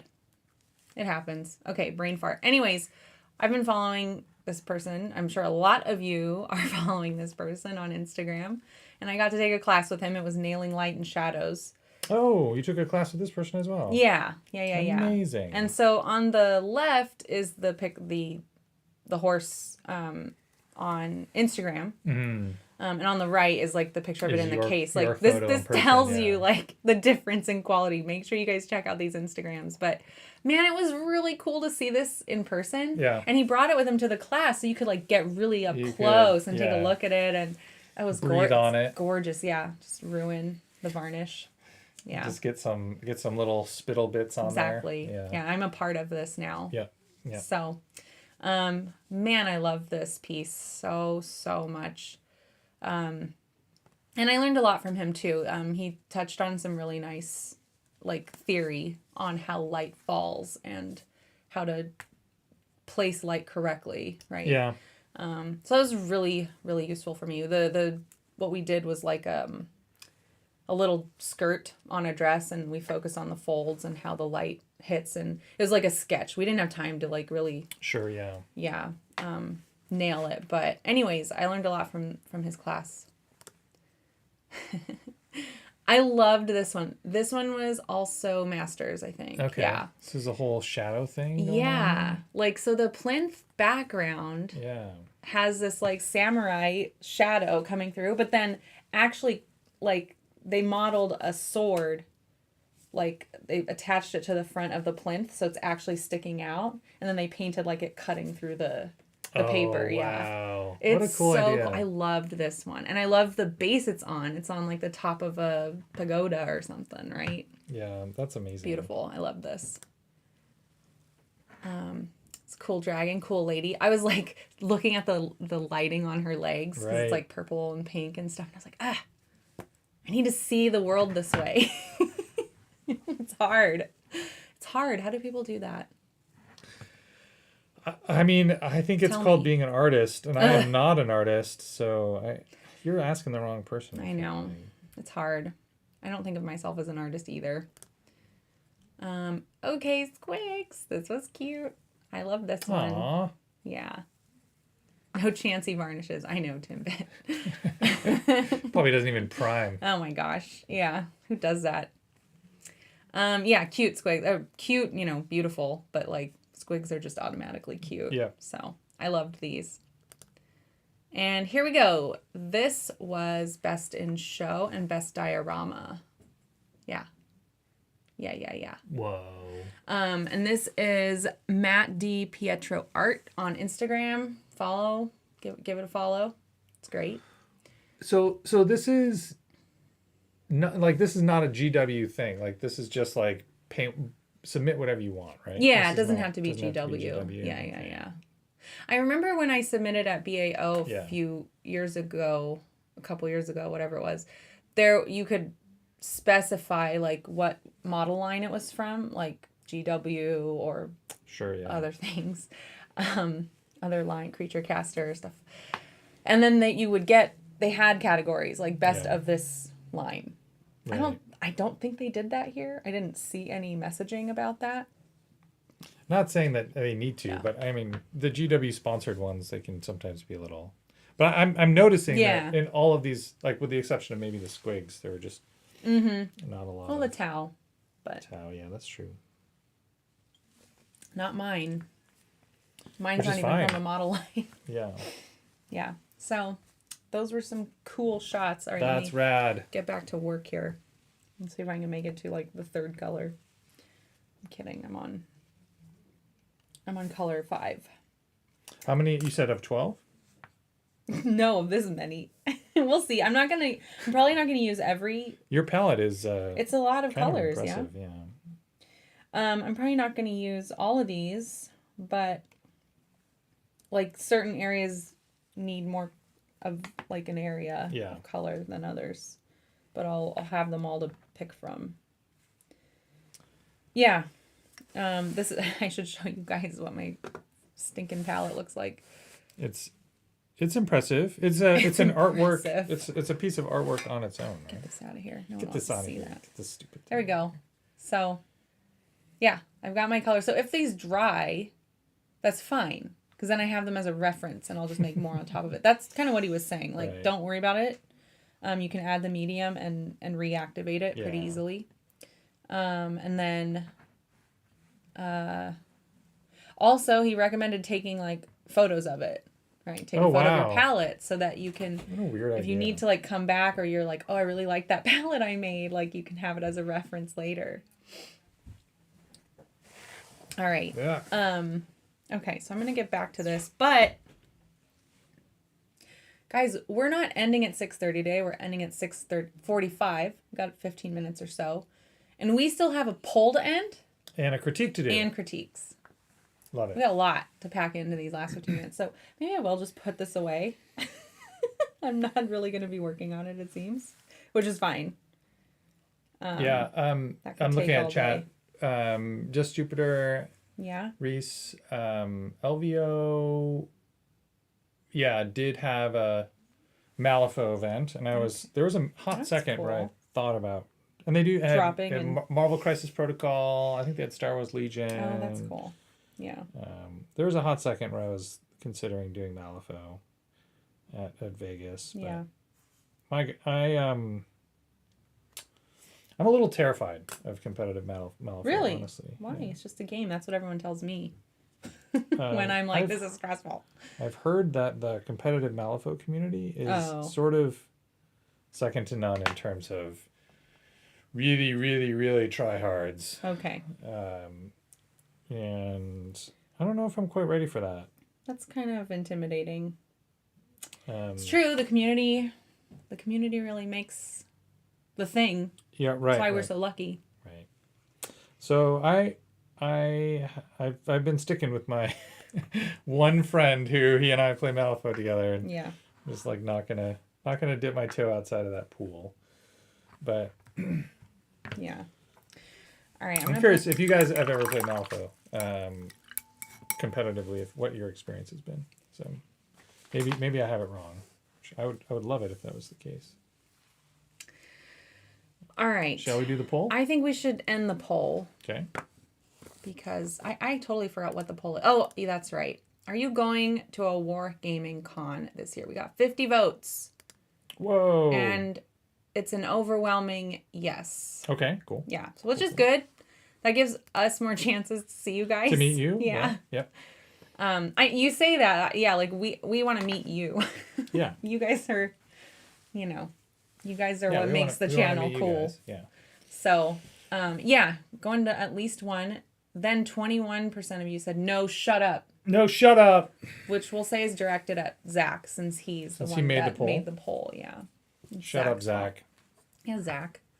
Yes, more than one. That was my response. Which is your next Wargaming Con, Meg? Why are you pointing? BAO. It's BAO. When you point at someone, it's rude. You have 3 fingers pointing back at yourself. True. And a thumb. BAO. Okay, cool. Pointing at the heavens. BAO, nice. BAO, right, which, I mean, I'll go, but I'm really going to be going to KublaCon. Right. The BAO is the war gaming piece of it. But KublaCon is the hobby stuff, so I'll be there. Doing hobby stuff and I'll resubmit this. Board gamings. Yeah. Yeah. Cool. Oh, this, I pointed to it and it's not even on screen. There. This. Okay. I am also going to more than one. My next one's going to be Adepticon in March. Yeah. We were chatting about this in Discord earlier today.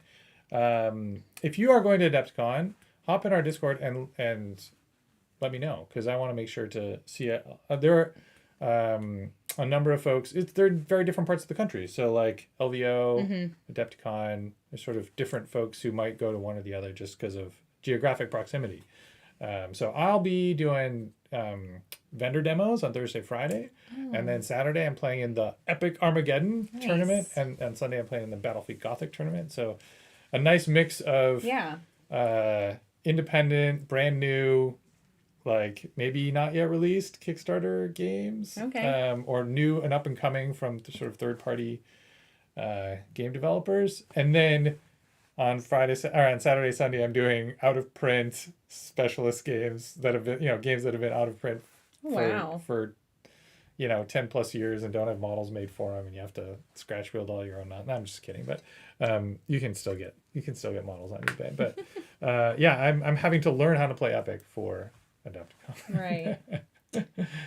That'll be fun. And then Zach's is going to be Rocky Mountain Open. Rocky Mountain, course. also That's in his March, next right? one. Yeah. Yeah. We're actually going to do a swaparoo. He's going to go and stay with our friends, and I'm going to get the wife, Yeah. out of the Friends set. We're Yep. gonna have a gal pal weekend. Gonna gal pal it up. It's gonna be great. You know, I'm looking at these decals a little closer as I'm sort of deciding which ones to put where. And there's one that is actually a game of Pong. Can you Yes. switch to this? So once this decides to focus, There it goes. Okay. you Oh see my this right in gosh! the middle? This thing right there? That's I'm Pong? pretty sure that's a game of Pong happening. Oh my god, how far in the future is this? And they're playing Pong. I think that's a game of Pong. What the heck, There's guys? two of them. There's one there and there's one there. Explain it. And the Pong is in different game states, but Mm-hmm. I'm pretty sure that's Pong. Okay, that's all I wanted to Yeah, say. Here we I go. love that. That's super funny. Oh my gosh, Pong.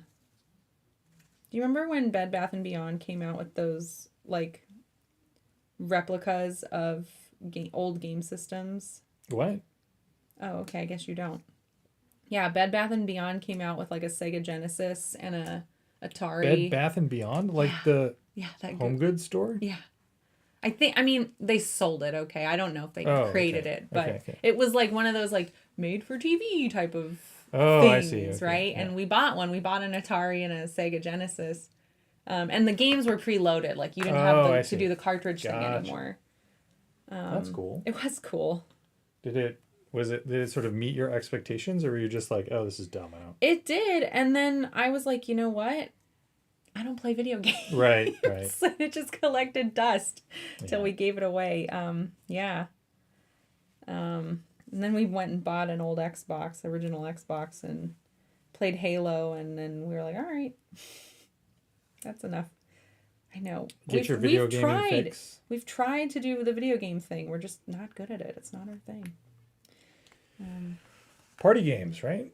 Yeah, party games. Yeah. I like that. I like Jackbox. Jackbox. Yeah. That's good. That's good. Yeah. All right, Brett. Should we do these critiques? We've Yes. got about 10 minutes. I'm left. actually excited about. I'm excited about this. Yeah? I pre-looked at them, and I have my thoughts prepared. These are Okay. both really good models. Yeah. I want to see the back. It's all incomplete.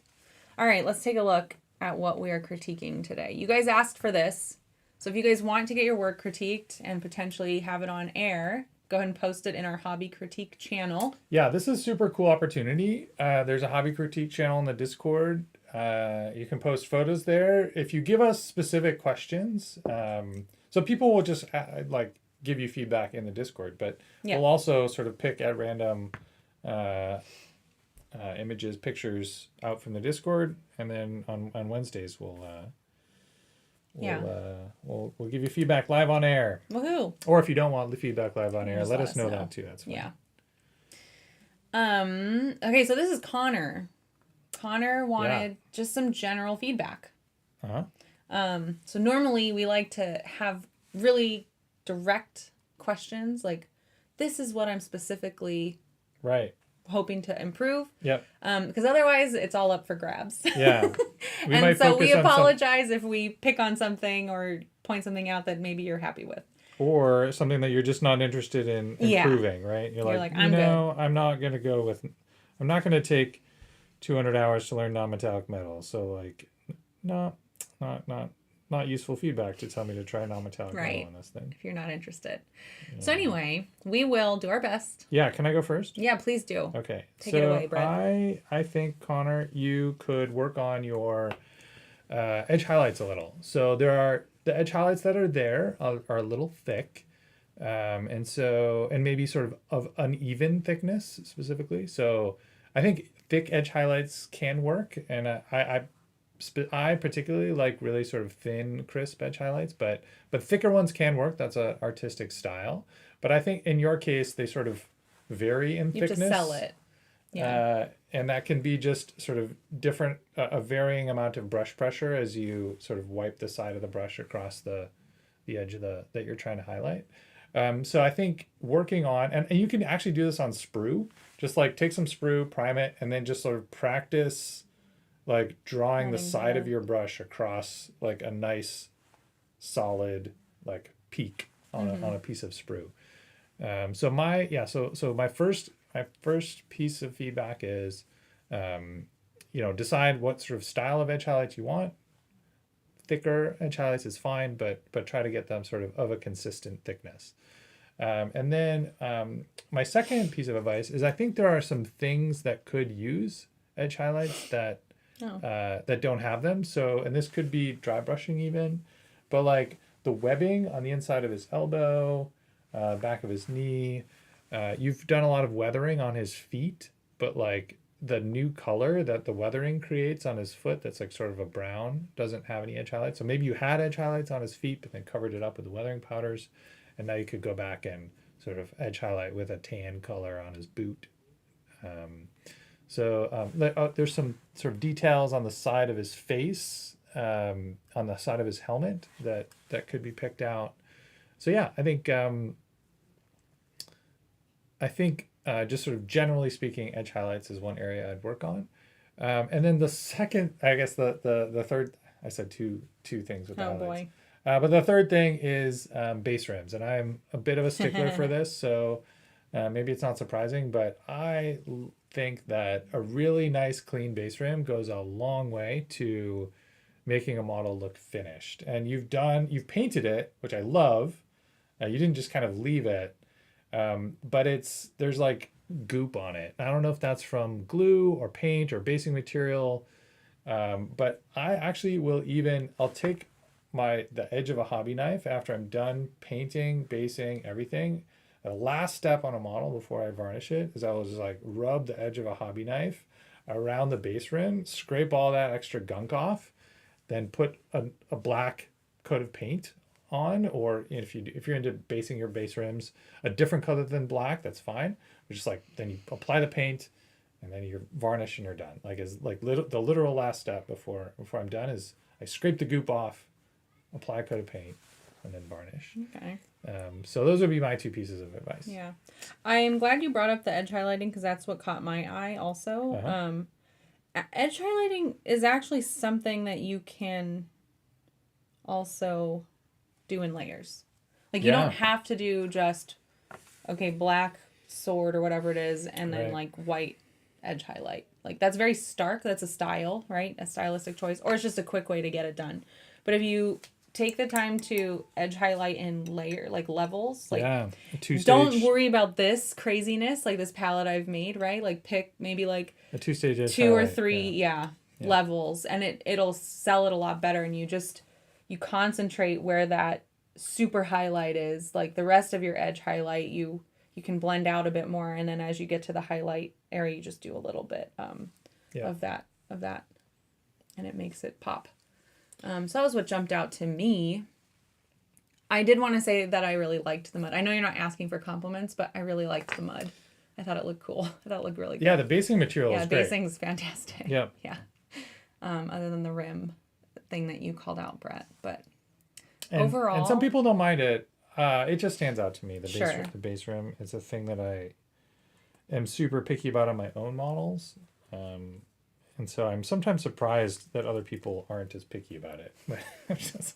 Oh my gosh. My eye jumps there. I'm like, oh, boogery basing. Talk about picky. I was looking at this conversation this Grognard was having. Yeah. She's talking about me. Grognard She's Brett talking about me. was having in our admin lounge area, right? And it was like him and Soups, the other Grognard. Yep. Talking... Soups, my picking out Grognard. square bases to buy.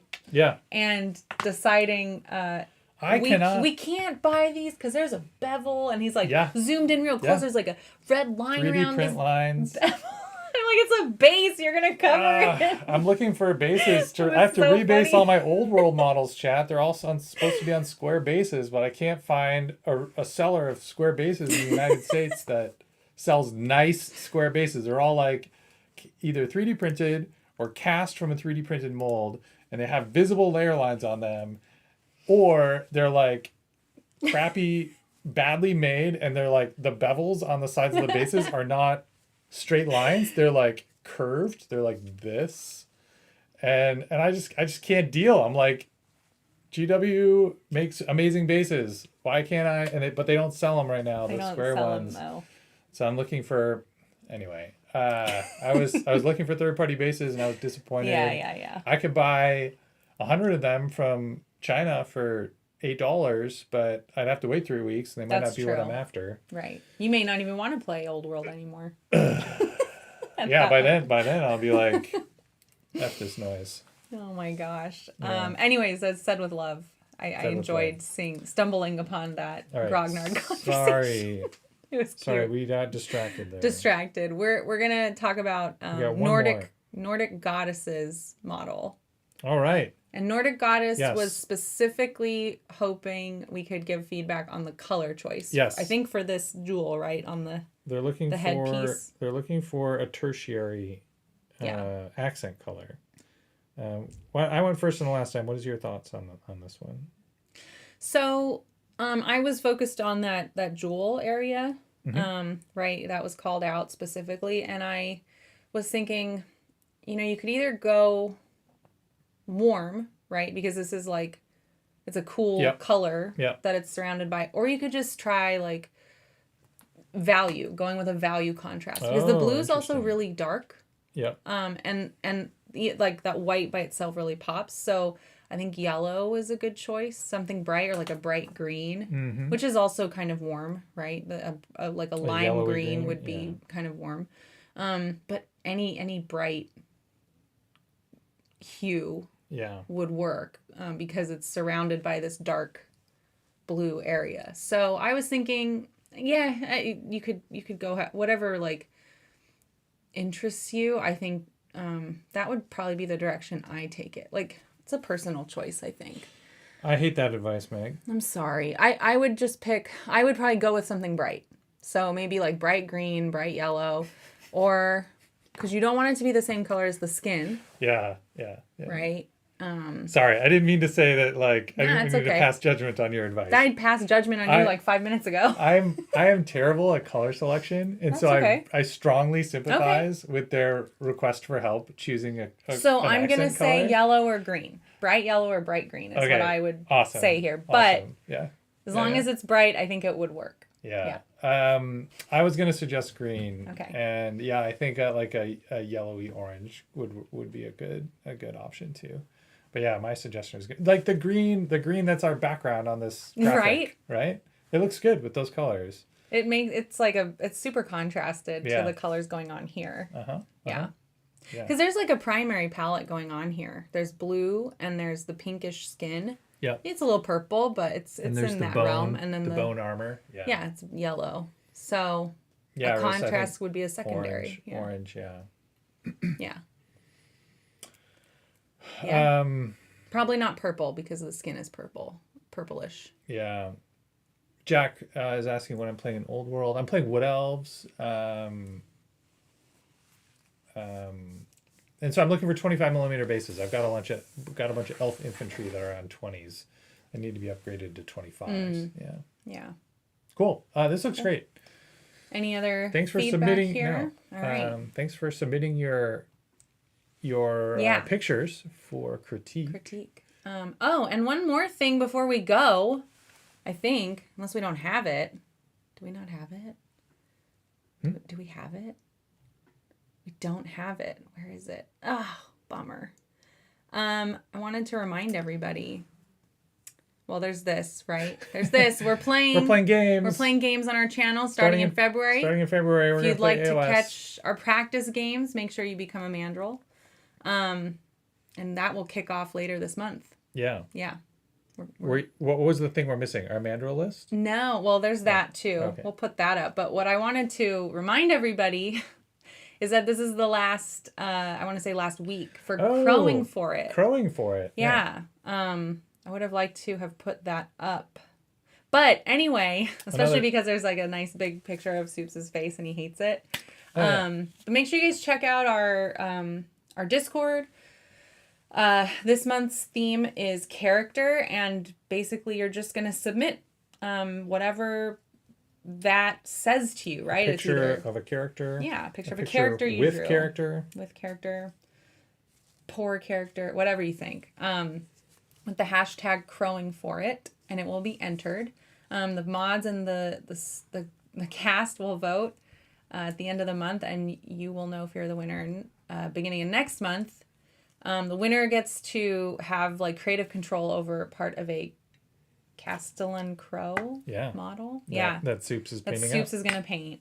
So you get to tell him how to paint. And every month there will be a different winner of a different painting contest with a different theme, and this model will get creatively directed by 12 different people. Yeah. And at the very end of the year, there's going to be one winner out of the 12 who gets to keep the whole model. Keep the model. Yeah. So if you go... Or has to keep the model, depending on how you have to have it. We're also sending out some physical prizes every month, so you do want to enter. And we will showcase your entries on our show. Yeah. So that's fun. That's fun. The hashtag you'll see in our announcements channel in our Discord if you missed it before, since we didn't have it on our deck today. But wanted to give a big thank you to our mandrels. Thank you everybody for hanging out. It's always fun. I always have a great time doing these. This has been a super fun show. Yeah. Good to see so many of you in chat today, and thank you so much for all of your donations and your gifted memberships. That's how we survive and grow and do fun things like I'm like pointing to our other studio like across the house. Okay. Gaming and whatever else we have cooked up later for you guys. But thank you especially to our mandrels. You guys go the extra mile, and we appreciate that. We love you all, and are always happy to have a new mandrel join the crew. Meg, this was meant to be the day that we finish all the things that we didn't finish at LVO.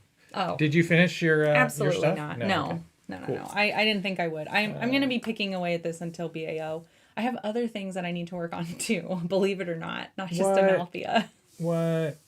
Yeah, but the backing will be easy. That'll be easy to cut out. The wave will take me a little longer, but it's already I'm already happier with how it's going. So, all good things. Yeah. What about you? I am not done. Okay. No. Chickens in chat. This is my first time using. Thank you for the hearts. Transfers from the Mighty Brush, and they are hard to use. We were talking earlier about sort of the quality of different brands and eras of transfers, and I am really struggling with these. They're really thin, and so they fold easily, and and they get sort of tucked under each other. That's cool. Here, show fan. Yeah, I can show it off. This is where we're at. I love that. So I did one on this little dial here. Yeah. You see that? Night Soups. This guy here. Right there. Yeah. There's a decal on that little dial. Yeah. So we're getting it decked out. But and it's coming along. Yeah. But I'm probably gonna put 10 more decals on here. Yeah, Riss, this is these are all decal transfers that I've been doing. It looks so good. So, but yeah, I brought 2 things to work on tonight. This and one other thing, and I'm not gonna get through either of them. No, of course not. The other thing I brought are these. I'll just show it off real quick. Yeah, sure. They have these. They're like weapon racks. Oh, okay. And they mount on the walls. And I thought I would, if I had a chance, paint them up and mount them on the insides. Nice. I was like, oh yeah, I'm just putting on a couple of decal transfers. That won't take long. That won't take long. Famous last words. Oh well. All right, guys. Well, we'll have to have another show where we finish the things that we didn't finish on the show that were meant to be finishing after all. Oh my gosh, guys! We promise we're moving on. We're doing da. some new stuff this weekend. We have to look forward. We're looking ahead, and we will take care of this stuff in our spare time. Yeah, that's right. But yeah, it was great hanging out with you guys. We will catch you later. We did the thing, as we like to say around here: be kind to yourselves, be kind to each other, and always be creating. See you later. Bye bye.